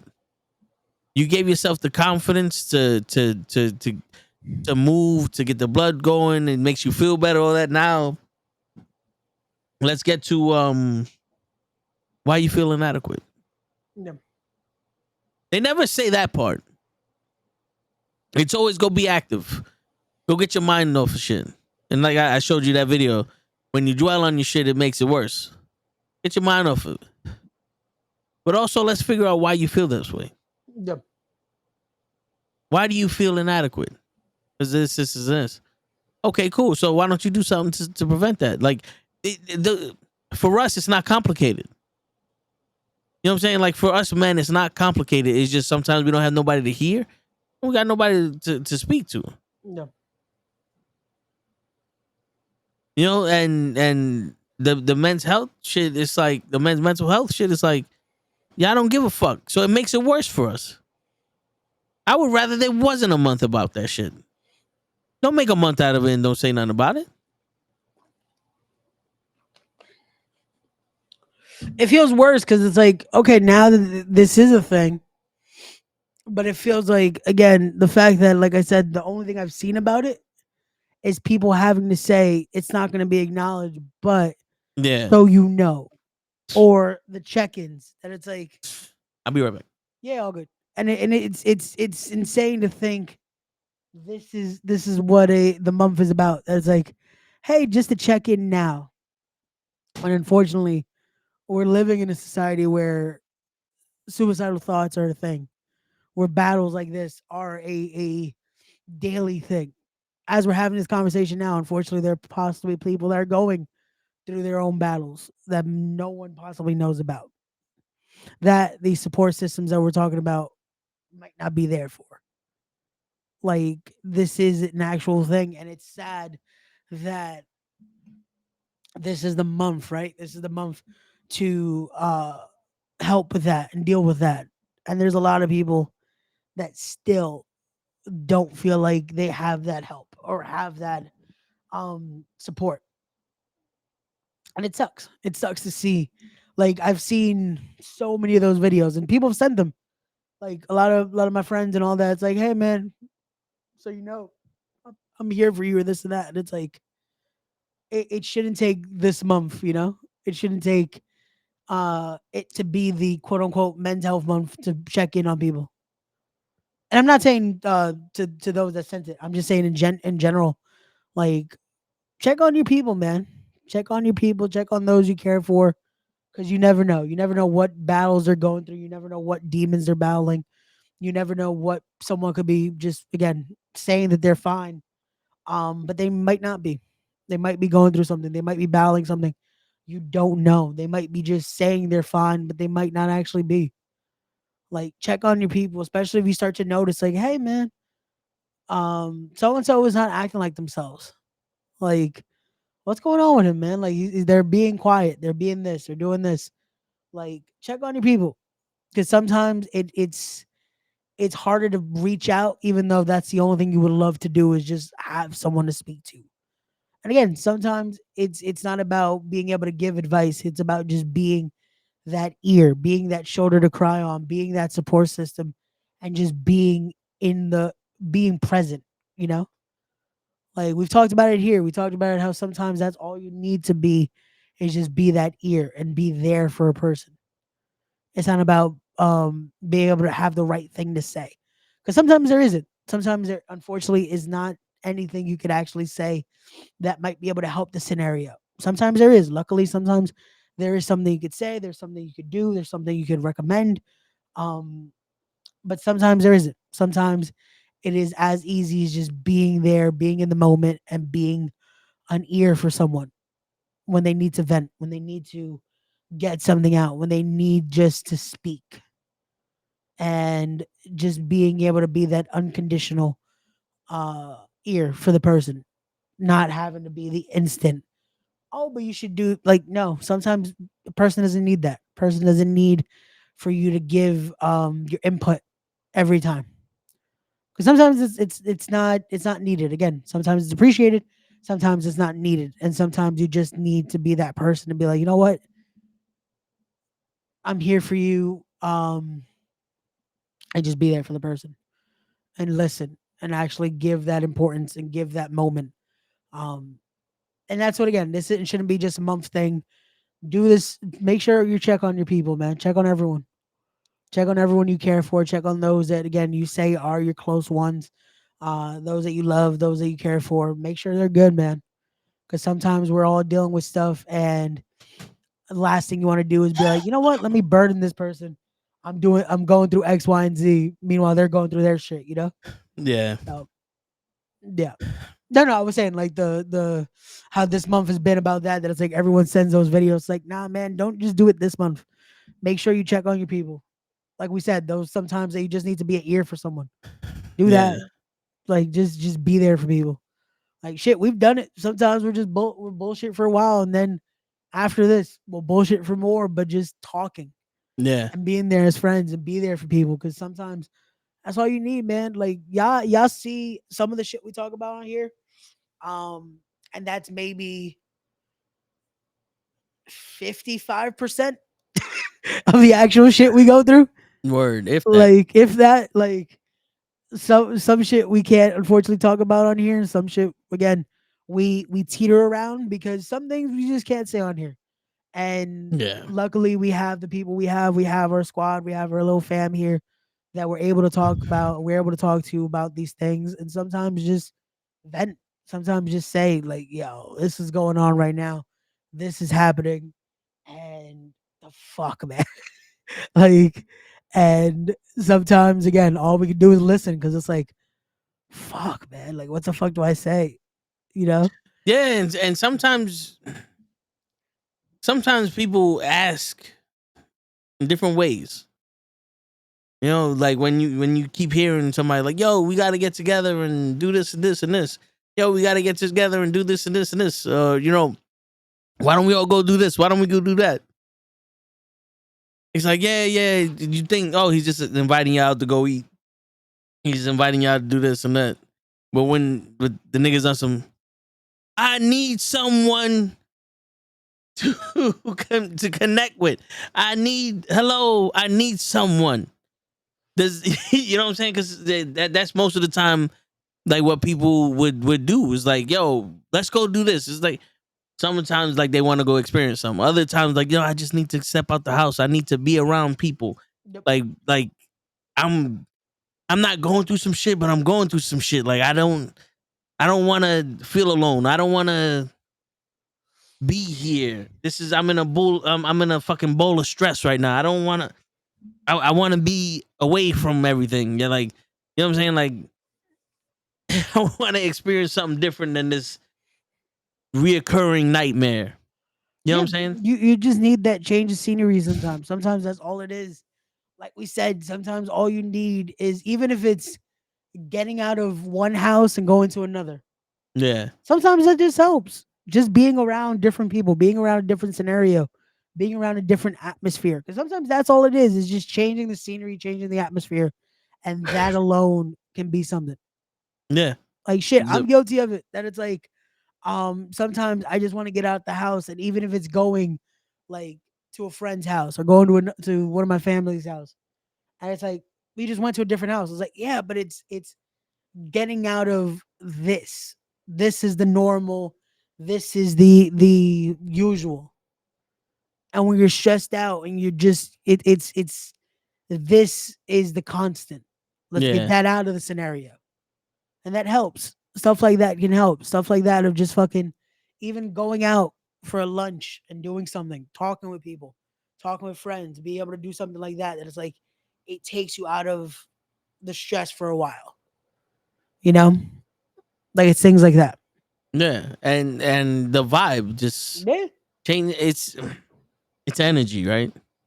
Changing your energy is what helps with dealing with things. That's Yep. why they say if you look good, you feel good. You know, but that's just a temporary change of energy. You know what I'm saying? Because I mean, how many people look amazing but feel like shit? Because it's not. If you look good to you, you feel good, but then other people ruin that for you. You know, Kenny asked me earlier. He's like, "Yo, how's everything with you?" And I'm telling him what's going on. And I said, you know, not for nothing, dealing with the Mercedes dealership kind of fucked up this car for me. The hype's gone.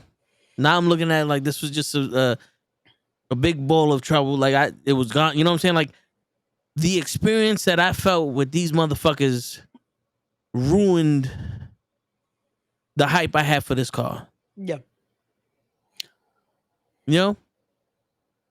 And then, you know, people sit there, but you shouldn't let that happen. Like I didn't let it happen. It happened. Yeah. It's like this wasn't a choice. This was Yeah. you tried to, again, this was the dream purchase here. You finally did something that was like, especially knowing how you are, that it's like, this is not an easy thing. This took breakdown and finally being like, fuck it. We're going to do this. And being happy with it. And then problem after problem after problem. And it's like, it sours everything. Yeah. When it shouldn't have been. It shouldn't have been a scenario where this should come with fucking 50 million issues. It's like little hiccups, yeah, that's expected. Like that comes with anything.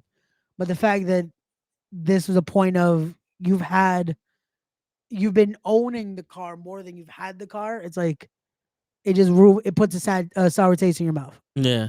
Like It does. And it's one of those things where it's like I don't want to start already going, well, what's gonna be my next car? You know what I'm saying? yeah. Because then you just fall into that trap over and over again. Because, you know, then you have this is where you have that talk with yourself. Is like, yo, the material isn't what makes me happy. It's like the accomplishment of having it. This thing, I like the car. Don't get me wrong, I love the fucking car.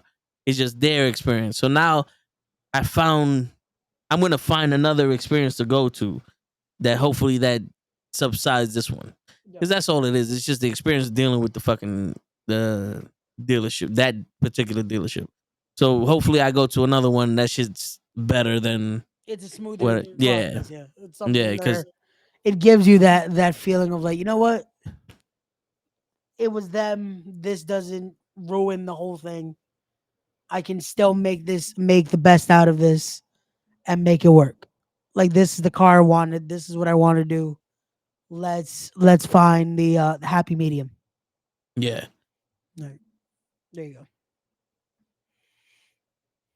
shit. I think I fucking overindulged for dinner because you know when the acid reflux just keep coming like Yeah. I'm full and then the acid reflux. That's why I keep burping so much. Uh-uh. But I'm good. I'm good. So if you see me breathing like that's what it is, I'm dealing with the fucking that bullshit. No, let me know, man. We could cut this short today. It's all good. No, it's We not that. we It's not that bad. I'm not gonna die. Nothing. It's no. just Let me know, man. Shit, we don't want you. We don't want you dealing with pain here, nah. It's gonna happen especially if you start regardless. getting those gas. Man, I've unfortunately dealt with it because I've had to deal with gastritis at times where you start to Yeah, get that fucking those acid burps. yeah. And, oh, The last one I had was that. oh man, that's the Yeah, worst. That's the worst because you just taste it and it just tastes like pure fucking bile. Jesus. yeah. Um. And I go to the bathroom and my fucking cat, she's dealing with her anemia. There's low iron in the blood. She's anemic. Anemia. Yeah, yeah, Yeah, yeah. anemia. And she like shitted on the fucking bath mat. So I was fucking cleaning that shit up. I'm like, this chick, I don't know what's going on with her. Oh. I don't know, man. All these animals, they gotta stop with this shit. I was too nice on them when they were children. And they thought they could get sick on me. Oh man, no man, that's But shit, yeah, but that's unfortunately that's what happens with life. But that's why you gotta learn that not everything's under your control, but you also have to learn how to bounce back. yeah. That's And certain that's things. it, You one is definitely easier than the other to unfortunately deal with. yeah Because one, yeah, unfortunately, you have to learn that not everything is in your control, but it's a lot harder to be like, well, let's get through this and get back to it, you know? yeah, but Because I there's gonna mean be certain things that it's like, how do I bounce back from this? You know, like it's a lot harder to be like, well, we're dealing with this. Let's keep it pushing. You know? yeah, we'll talk about that, Hazel. But you know, but like Les Brown, he's a motivational speaker. He's been Yep. through some shit, and you know, he was saying that when he goes through his moments, he has, you know, he prepares for it. So he has tapes and motivational speeches, upbeat music he listens to get him out of that mood and all that other shit. And it's, you know, he's like, when you're prepared for the lows, you have high lows. You won't crash down to the ground anymore. You know, like you'll lose a little bit of turbulence. You might be, you know, 400 feet lower than what you were, but you're not on the ground. You know what I'm saying? So it's like knowing how to bounce back from shit, how to take your mind off of stuff. Yeah. You know, like to me, music. That's why I don't play music when people are in, unless it's like my brother and my family. I don't play my music when I'm driving people. I let them play their music because a lot of the songs I listen to is sad. Ah, okay. And it's not that I want to be sad. It's because I like the way they sing it. Okay. No, that makes sense. And You know what I'm saying? it's Like most of the songs I sing, they're powerful. So there's a lot gotcha. of emotion to it. I like the emotionality they put into the song. Gotcha. You know what I'm saying? So people will be like, damn, you listen to nothing but sad music. It's like, I listen to other music like that, but that's where the most power comes out. That's where the feeling comes out. Cause you know, when I sing, I like to do that shit too. So that's why a lot of my shit is that, or it's like fucking freestyle or whatever. It's one of Gotcha. those things where it's like, you're never gonna find the right mood if you're listening to my music. Gotcha. Gotcha. You know what I'm saying? No, but sometimes you need that mix. You need that little bit of just again, a little bit of everything. Because Yeah. you never know. My playlist definitely like now I've been stuck on because Apple gives you the option of heavy rotation, like songs Yeah. you've listened to for a minute. That's like, all right, and I'll put that, and I'm like, yeah, this is definitely 1 minute could be like some Lil Wayne. Yeah. Next minute, Boys to Men. Next minute will be Daddy Yankee. It's like it's just different levels of it. That it's like you find just how it shows your taste. It shows Yeah. your feeling. It shows this. It shows that. It shows this. Shit. Yeah. I just sent you a Darius Rucker song. It's my brother just put me onto it, but that's something I'll put that into my thing and all that. But Yeah, like I have for some reason when I want to do Oh yeah, um that one, bro. That one is in my yeah. that Dak song is in my heavy rotation, bro. I have fucking broken down listening to that song. No, yeah. That one's a real song. Yeah. Yeah, I've broken down listening to that fucking song just because um the his part when he talks about it, fucking um I related so much because I'm like fuck. I it's like my dad said a lot of that shit. Yeah. Or he went through Yeah. a lot of that shit that it's like such a good song though. No, yeah. To Dax and Darius Rucker, man. Shit, word. And then I have my moments like when I blast music. I don't blast my whole thing. I have before when I had CDs, I had certain CDs. Yeah, If I'm driving around my neighborhood, this is what I'm playing. If I'm taking a long trip to school because it used to take me like an hour and a half, this is what I'm playing. got you. But it was a bunch of ignorant fucking let's fight music. Got you. You know what I'm saying? It's or like some R&B shit when I'm taking a longer trip. Or if I'm blasting music that's not let's fight, it's let's have sex. Like Usher, shit like that. It was one of those. It was those types of songs. But I like that's why to me the people like I connect with music and this blah blah blah and that is like I don't sit here and one song saved my life. Nah, Yeah. that's not me. But I just like I get a lot of emotionality with some of these songs and Got you. sometimes the sad songs make me feel good. No, yeah, some because some you know what it is. A lot of it has the message. A lot of them have that message that it's like you get something from it, Yeah. and especially the way they sing it. Like a lot of these, it's like you get something out of it. There you go. You saved Tyson with left elbow and right elbow. Word. He connected with the message. There's a message, man. Word. Sometimes you just gotta throw those elbows, man. Just wait until Monday. See how you like my next single. Stay tuned, everybody. Stay tuned. Word. But yeah, I Oh, mean, I get it, but I don't like to me, bro. Fucking Gladys Knight. yeah. The minute she opens up her mouth, I'm bawling. She could sing the phone book, and I'll be fucking ball. There's something about the soothness of her voice that just makes me fucking.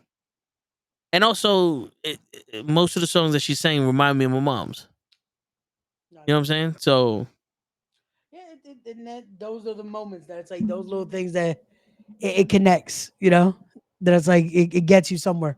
yeah, That's me with Luther Vandross. mm, yeah, That's me with Luther. That's like certain songs. It gets me. It gets yeah, me. And then there's a lot of people like that. That's like you start to find that it's like this connects and this gets you and this gets you. That it's yeah. like And you feel a certain way. yo, bro, like I equate this shit to old TV shows and old movies and even old songs. Like they taught you how to be a man. Yeah. You know, like how to be a gentleman, how to fucking be assertive. A lot of these songs that we listen to, like Motown and all that shit, and also how to show some humility. Yeah. You know? It was, and it had more than it had lyrics, man. It had something where you were able to actually, again, have that message, have something instead of to excuse me to connect to show his favorite singer. My pussy pink, my asshole brown. Like Yeah, it's like I wonder what she's trying to say that song. You know, like nah, yeah, like yeah, these songs, the songs that we're talking about, that era, that was when it was music, man. And I hate to be hmm that type of person because it's like, oh, we're getting to that age that's like, yo, back in the day it was music, you know? word. Cause Like, and dude, some of the songs say exactly how people feel. Like I forgot the name of the song, but I don't know much, but I know I love you, and that may be all I need to know. It's like one of those things. Like I don't know a lot, but I know how I feel about you. You know what I'm saying? And you say that shit to a girl now. she won't understand it. But back in the day, where they actually liked each other, it meant a lot to people. Yep. And nowadays, people don't like each other. I am convinced people don't like each other. They're with each other out of convenience. Yeah. You know what it is? I feel like now it's just the it's almost like that it's oh, let's do this because again, it's what we're supposed to do instead of genuinely wanting to. Yeah, And that it sucks. It's sad that that's how this has become. yeah. Because people would rather be miserable than they would rather be miserable than be happy. Yeah.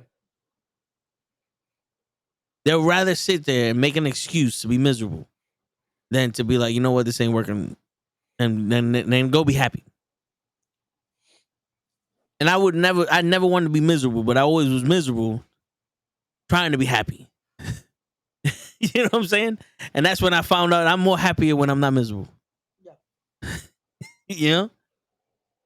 But That makes sense. That makes sense. Yeah, because listen, half the fucking relationships we see or we hear, it's like, why y'all together? Yeah. You know, like why y'all together? Or if you really felt that way about this person, why are you doing this? You know? Because it's you think you feel this way about someone because comfort has become the new love. And I think that I don't even think it's the new. I think this has been the thing for a while now that they've lost the actual definition of what that bond is and that love is. Yeah. That it's just like, oh, we're comfortable, so let's just do this because we don't know anything else. And it's like, yeah, but are you happy? Like, I get wanting to be comfortable and having the person you know, but it's like, are you genuinely happy? Yeah. Like, is this a thing that something's actually going to come out of, or is this just we're here, so why not? That's why a lot of these things it just become so miserable. And you see relationships, Yeah. and then it's like, yeah, but you guys aren't happy. You guys are having these issues, this and that, but it's like, yeah, but we get each other. It's like, do you? Right? No, you don't. Like, You're roommates. You know who get each other? Siblings. Yeah. Because the siblings are the ones that we don't need to be happy together. We're forced to be together. But God forbid you say something about one another. You know what I'm saying? God forbid someone says something about one or the other. Yeah. You know what I'm saying? But that's why I brought up yesterday was the whole men and women can't be friends. The fuck they can't. The fuck you mean they can't be friends? There's a different type of friendship with a man and a woman. Men and women, because they use that whole because the guy's gonna want to fuck her. Yeah, and the only reason why guys don't want to fuck their guy friends because they're not homosexuals. No. See, but the thing is, it's like, but this is the thing also. yeah, A woman can be sexually attracted to her male friend. A man can be sexually attracted to his female friend. yeah, But when they draw the line of this is our friends, this is the friendship we have. This is what we are. We're not gonna pass it. When they have enough respect for each other, who's to say we can't be friends? yeah, The same way that men have friendships with each other and they draw the line of this is the respect that I demand from one another. It's the same way that you do with women. The difference is it's not a thing of we can hurt one another where we have, like where men are friends because that whole I have to hurt you shit, that macho shit went out the window because we respect each other. The thing with men and women is like, okay, listen, we know our species has sex with each other, but that's not what this is about. And when you have that simple mindedness, men and women can't be friends because all they want to do is have sex. It's like, well, listen, bro, then break up with your girlfriend. Break up with your girlfriend because you're a man, right? And if all you want is sex, then why are you with her? Yep.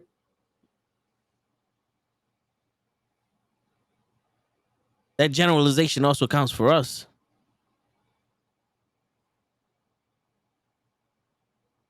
If that's how you see the world, well then, bro, no wonder you're miserable. Yeah, no, and that is a miserable way of thinking, man. It's a miserable way if you can't see that you can't just have that genuine respect for your friend, no matter what they are, what sex they are. Like, if you can't see that, hey, this can be a thing, then, man, I'm sorry, you're gonna live a fucking sad life Yeah. because you're gonna be stuck in ways that it's like, yeah, that's not how this goes. No wonder you're fucking stressed out. No wonder Yeah. you're thinking like this. It's like, come on, man. Like, that, I don't know. I don't know.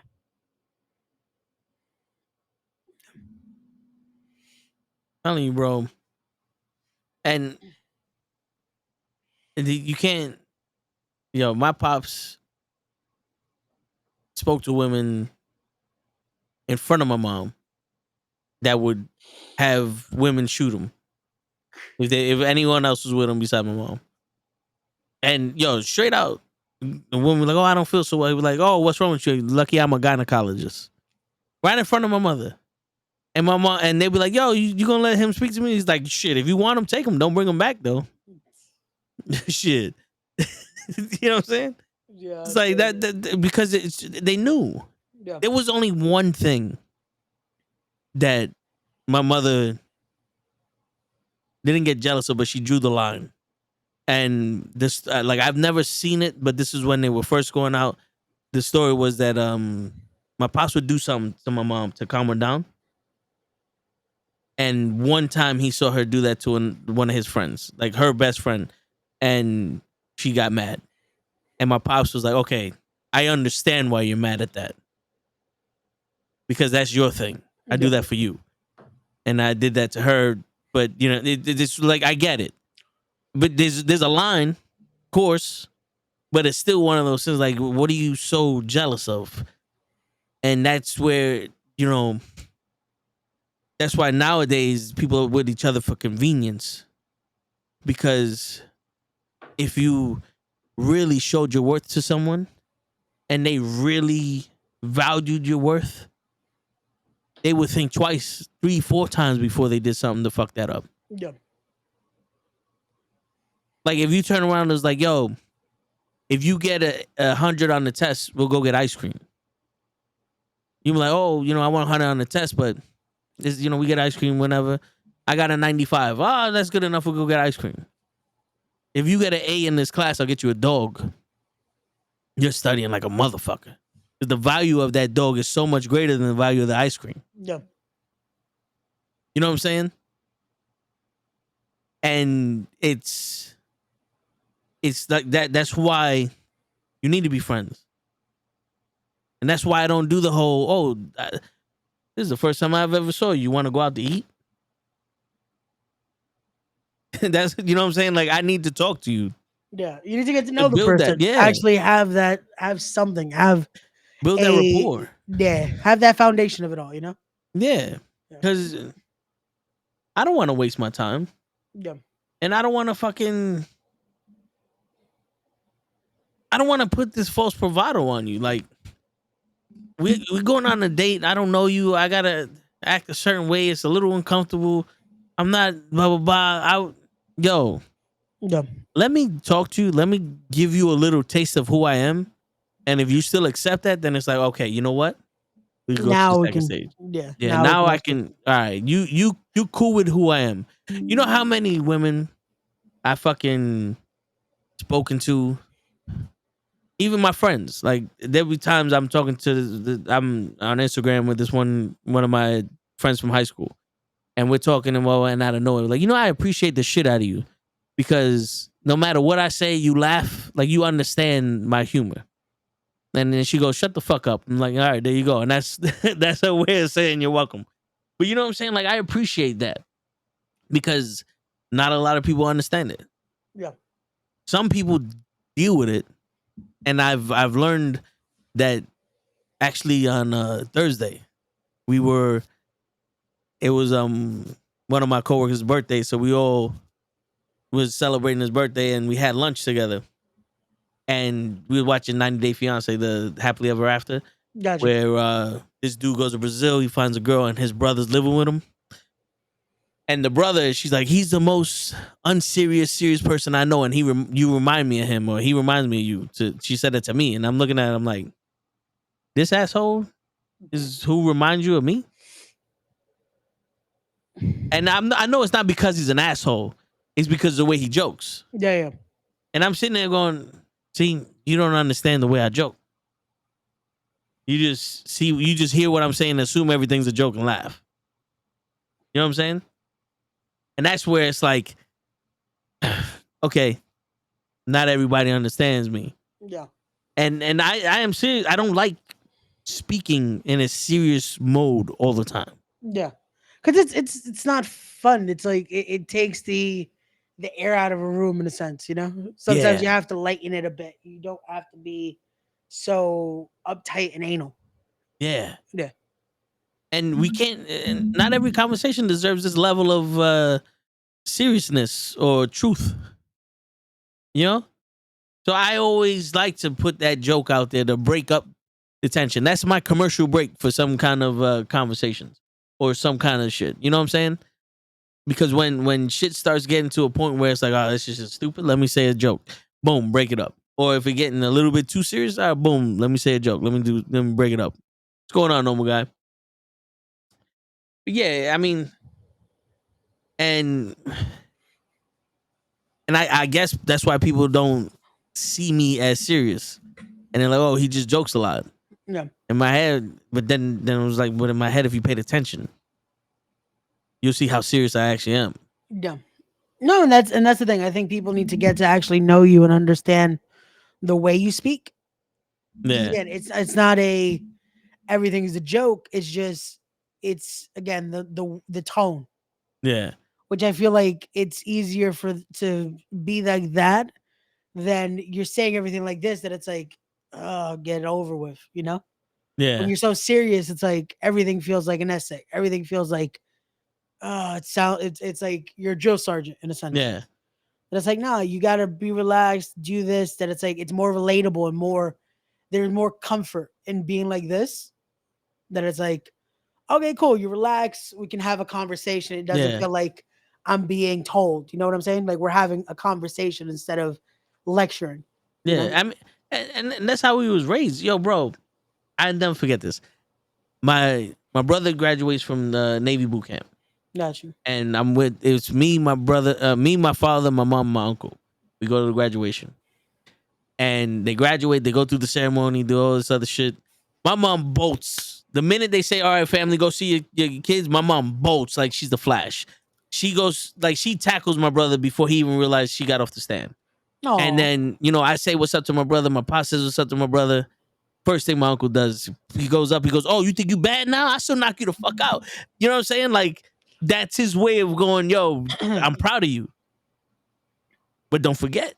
Like, don't let this get to your head, play out. You think you bad? That's how we was raised. It was always like one of those, like, you know what I'm fucking saying. Yeah. Like you going through your shit. I'm like, come on, Ray, stop being lazy, nigga. Just get the fuck out of there. Just pull the shit off your arm and get the fuck. You know what I'm saying? Yeah. No, and again, it's your way to say it, but it's like, hey, again, when you know the person, you understand what they're trying to say. You understand the actual the actual words behind it. But again, there's certain people that just because of how they are, they don't get that. They don't understand it. And it's like we said earlier, it's like, hey, lighten up a little bit. Because life is as stressful as it is. Don't fucking add more to it because you want to be as fucking anal about shit, you know? Word. I woke up like a dead man. Jesus Christ. How did you go to sleep? Did you go to sleep willingly or not? Shit. But yeah, man. It's and yo, to me that I think that's the part of me that was missing for a while. Yeah. The one that was so secure enough to be who I was. Yeah, Because like when you lose something, you feel like something's missing. yeah. And then there was a whole saying that this guy, the Indian dude, he's famous. I don't know his name. I think I sent you a couple of videos from The older one, right? The older dude? Yes. Yeah. We've talked about a few of his videos. Yeah, he said something about that, but it was one of those things like, you have to readjust. Yeah. You have to readjust to life when a traumatic experience happens to you. Yep. That's why now you definitely do, because if it's we've done it. We've unfortunately had to, because if you keep living in grief and you keep living in that mentality, it's like you're never gonna get back to living. Because you're gonna stop living. And the worst part is you're still here, Yep. Like you are the one that's still living. So don't stop. Yeah. Because of this. It's like you now have to live for them. Shit. And like now when there's people that I haven't seen in a while and they say like, how you been, or how you doing? I don't go, I'm okay. I tell them I'm happy. Yep.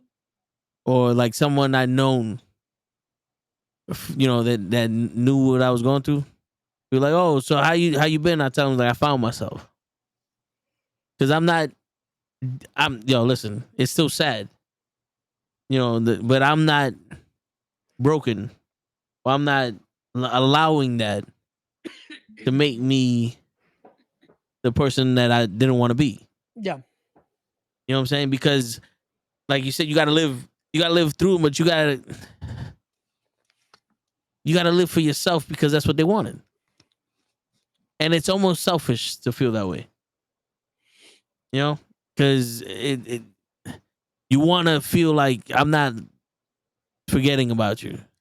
So me being in this grief, it's the way I can remember you. Yeah.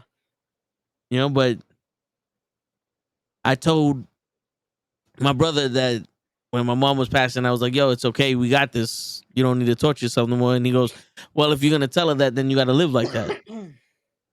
Then it's got to be okay. It's got to, you got to be able to handle this shit now, because you gave her that. You told her that before she passed.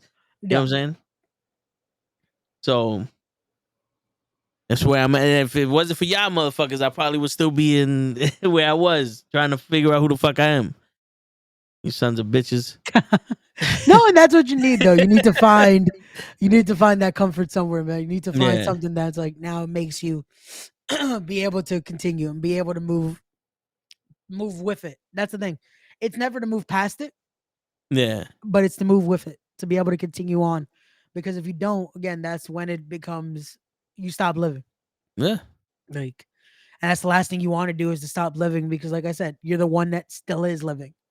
So instead of moving past it, where you feel like, oh, am I forgetting them, or am I disrespecting them? It's like, no, you're continuing on with that grief is still going to be there. That loss is still going to be there, but you're remembering them instead of just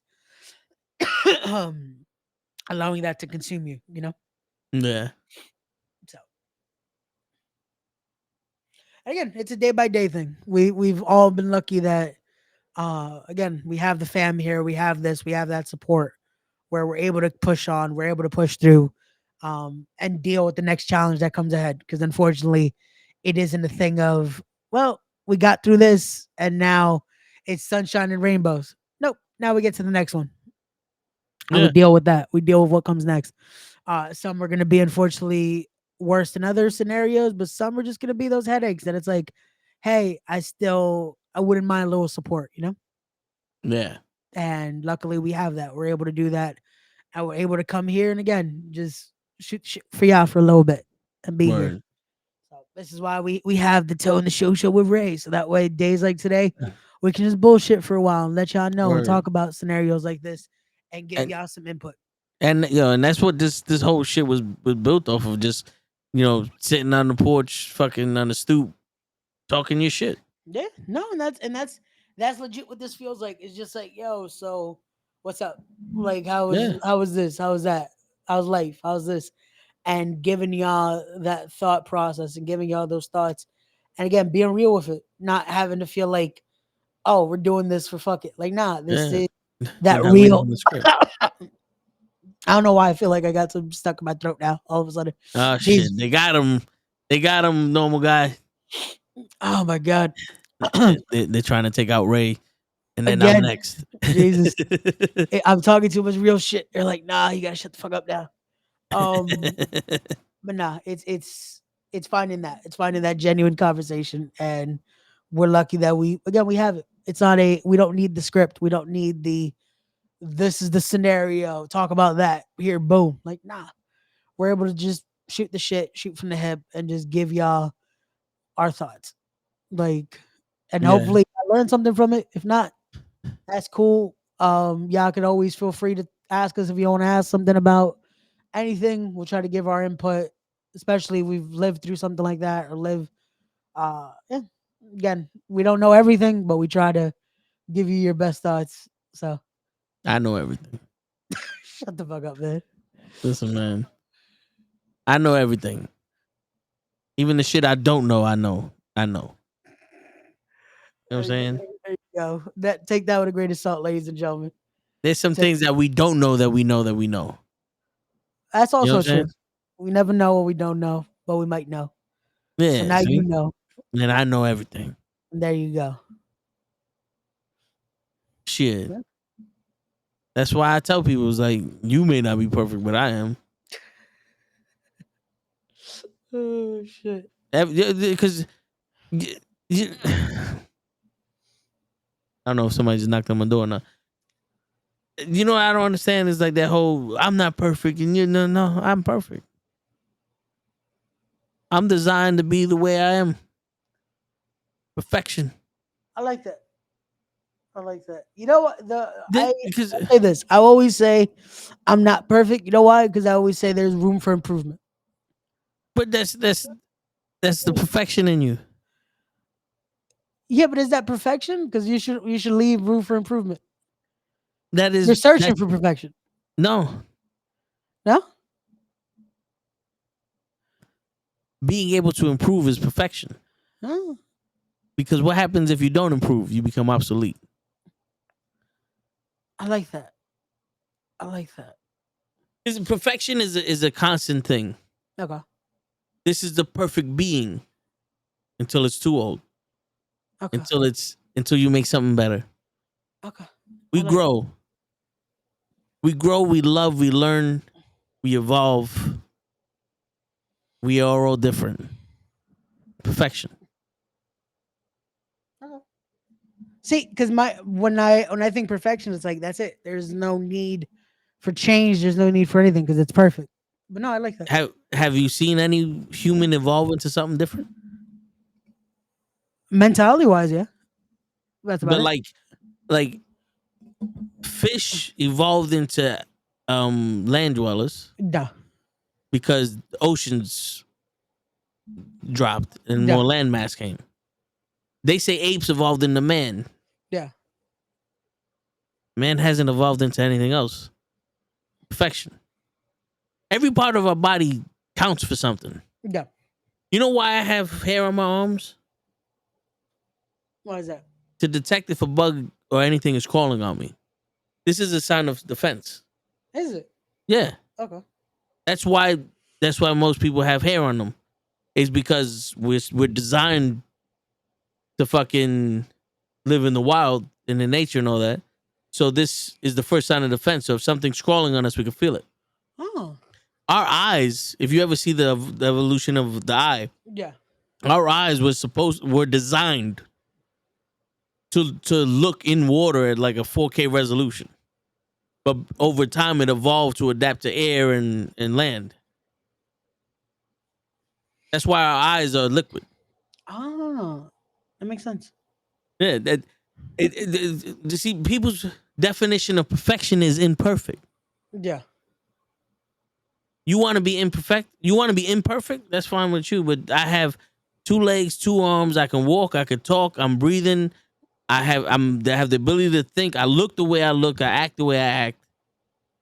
And I'm willing to learn to grow. Yeah. Perfection. Yeah. A tree. Yeah. It grows. It fucking sucks up carbon monoxide. It lets go of oxygen. Yeah, breathe. It kills off the leaves that it can't in the fall, and it grows back in. That's the circle of life. That's perfection. You don't see a tree trying to learn how to fly. No. You know what I'm saying? Perfection. If we weren't perfect, we wouldn't be looking for faster means of transportation. We wouldn't be looking for, a way to fly to go into outer space and all that other shit. Yeah. If we were flawed and imperfect, we'd be still stuck on the same problem. True.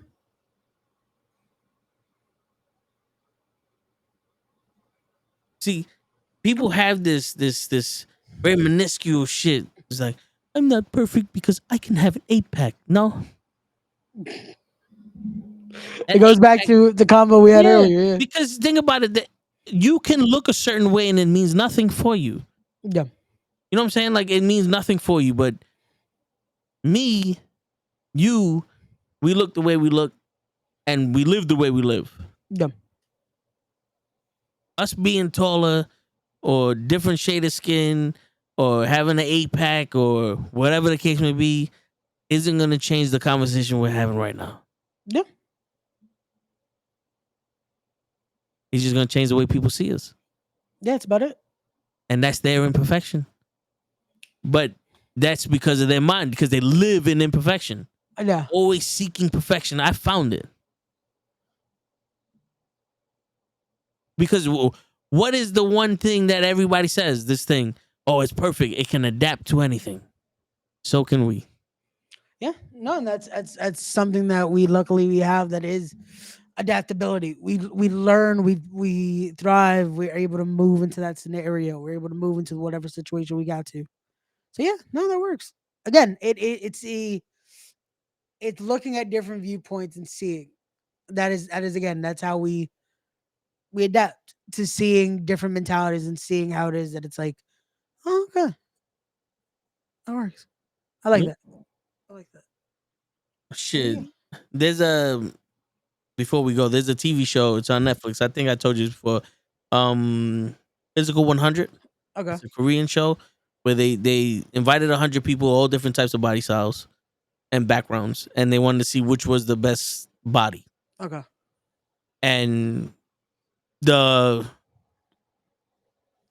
cross trainer won, but they had bodybuilders, they had wrestlers, they had swimmers, they had fucking long range runners and all other shit. But each test was a different physical test. But the thing is, the one who won didn't win all those tests. Of course not. So it's, it doesn't show that he had the perfect body. Yeah. Because he wasn't able to. He wasn't able to do it. He wasn't able, like, yeah. He wrestled someone that was less adequate than him. But you put him up against somebody else, he's not there no more. Yeah. You know what I'm saying? Like, they're pushing a crate. The reason why he won is because somebody made the wrong choice. Because the way that they did it was, the train tracks. You know that the thing that goes on the train tracks and you put like the garbage in? Yeah. So they had 3 of those. Okay. And 80 packs of sand. Okay. And the objection was to get all the 80 packs of sand from one side of the thing to the other. Okay. So one team made the choice, like, yo, just put 40, bring it over, empty it, and then go get the other 40. So while he's pushing the first 40, this guy stood there and put all 80 packs in the thing. Okay. So while the guy's pushing back and he's trying to put the other 40 in, this guy's halfway done with all the 80. All he needs to do is get to the other side now. That's it. Yeah. That guy, when he came back, burnt himself out putting the rest of the 80 sacks on because he already expended too much energy pushing the first 40. Yeah. So that guy won, all because of a mistake. You know what I'm saying? It's like, then you had people hanging. Sumo wrestler can't hang. Yeah. Their body type is not gonna. Yeah. But the rock climber can. Yeah. But again, that shows they're good at that. But then the other. Yeah, but Yeah. then the rock climber gets kicked off because of that whole wrestling match Yeah. that the bodybuilder beat him at. Yeah. Which of course, yeah, the Yeah. body mass. Yeah. You know what I'm saying? And even those things, it's all decisions that you make. Because you can beat somebody at some other shit. It's just the decisions that you make. Yeah. But And it's yeah, all. it's a pretty good show. That I gotta that's watch a it. pretty Yeah, good because show. that sounds it's intriguing me, just the idea of like seeing the mismatches and Yeah. seeing decisions and all that. So I definitely Yeah. want to. I gotta give that a watch. And it's on Netflix. Netflix. Yeah. Physical I 100. There's 2 seasons. I gotta watch. And, I gotta watch and, it. and there's another fucking season. Another show. I forgot what it was, but it's basically people live in a house and they're doing not board games, but like games to make money, and Okay. they can't, like, all of the people can win, but if they have a token. And the way you get a token is if you win a game. Okay. And you can hand your token to someone. Right? So if someone loses their token, they get kicked out. But if they all played as a team, they would have had a better chance to win. It was some weird shit. But that's actually pretty good too. That's a Korean Yeah, I'm show gonna have too. to. I I'm gonna forgot have the to look name of that it. I up. think it's like some evil, some shit. That sounds interesting. That alone sounds like a nice plot. To something. I'm gonna have to look that up. Yo, a bunch of the Korean fucking shows on Netflix is dope to watch. Yeah. No, it's always like international TV is always better because they just have freedom of thought and all that. Yeah. I'll And give that a watch. I definitely want to watch that first one because now that's interesting to see the pairings and then to see again how again little mistakes can lead to the biggest changes and all yeah. that. Shit, there's an MMA fight. I forgot his fucking name, but he's big. He was he used to wrestle. He used to fight around GSP and Matt Hughes and all that. Gotcha. Asian dude. Well, he's in season 2. Okay. I was about to say not BJ Penn, right? No. BJ Penn's Hawaiian, Okay. but it's like Hum Shangoi. Some Okay. if you heard the name, Once, you know. yeah. Once I see, I'll be able to Yeah. see it. I'm trying to find it. I'm trying to find it. It's not on my list. Fucking bitch. Games. These are video games. Is it? Because there's also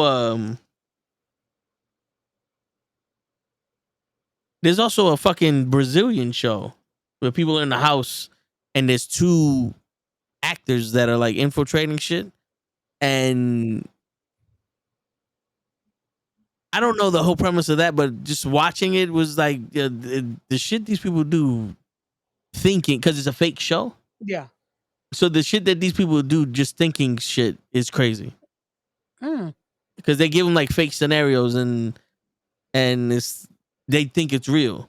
Okay. You know, so it's So like simulations in the sense, all that. yeah. Okay. That's interesting. Okay.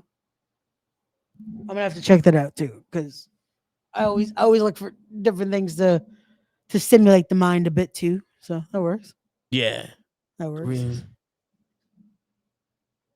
Fuck. All right, hold on. Let me see. I got Korean shows, but it's not like a game show. Would it be TV dramas? Romantic? No. Well, start with physical 100, and then we'll go to the next thing. Got you. No, yeah, I definitely want to watch that. So I definitely, I'll have some time tomorrow, so I'll check that out. But there you go. There you go. Yeah. And on that note, ladies and gentlemen, Ray finally made it without falling asleep. Hey, I didn't fall asleep yesterday. That you know of. No, I know I didn't fall asleep. Mm-hmm. I was falling asleep when show showed up, and I was like, Yeah. Nah, my yeah. bad, yeah, we gotta cut this. But nah, thank y'all again for tuning in. Like we said, when we can, we'll do 2 episodes. It won't be every week, but when we can, we'll do it. Like I said, next week, hopefully after Monday, I'll be more talkative about it. But yeah, next week I'll give y'all a little update about what happened and all that good shit. But tune in Monday as we'll be back with the Raw Watch Long. Tuesday, we're back with comics as we'll be discussing the first 2 episodes of Acolyte. Wednesday's back with sports as we'll be talking about the finals. And I believe we'll do another game or no game this week. Krills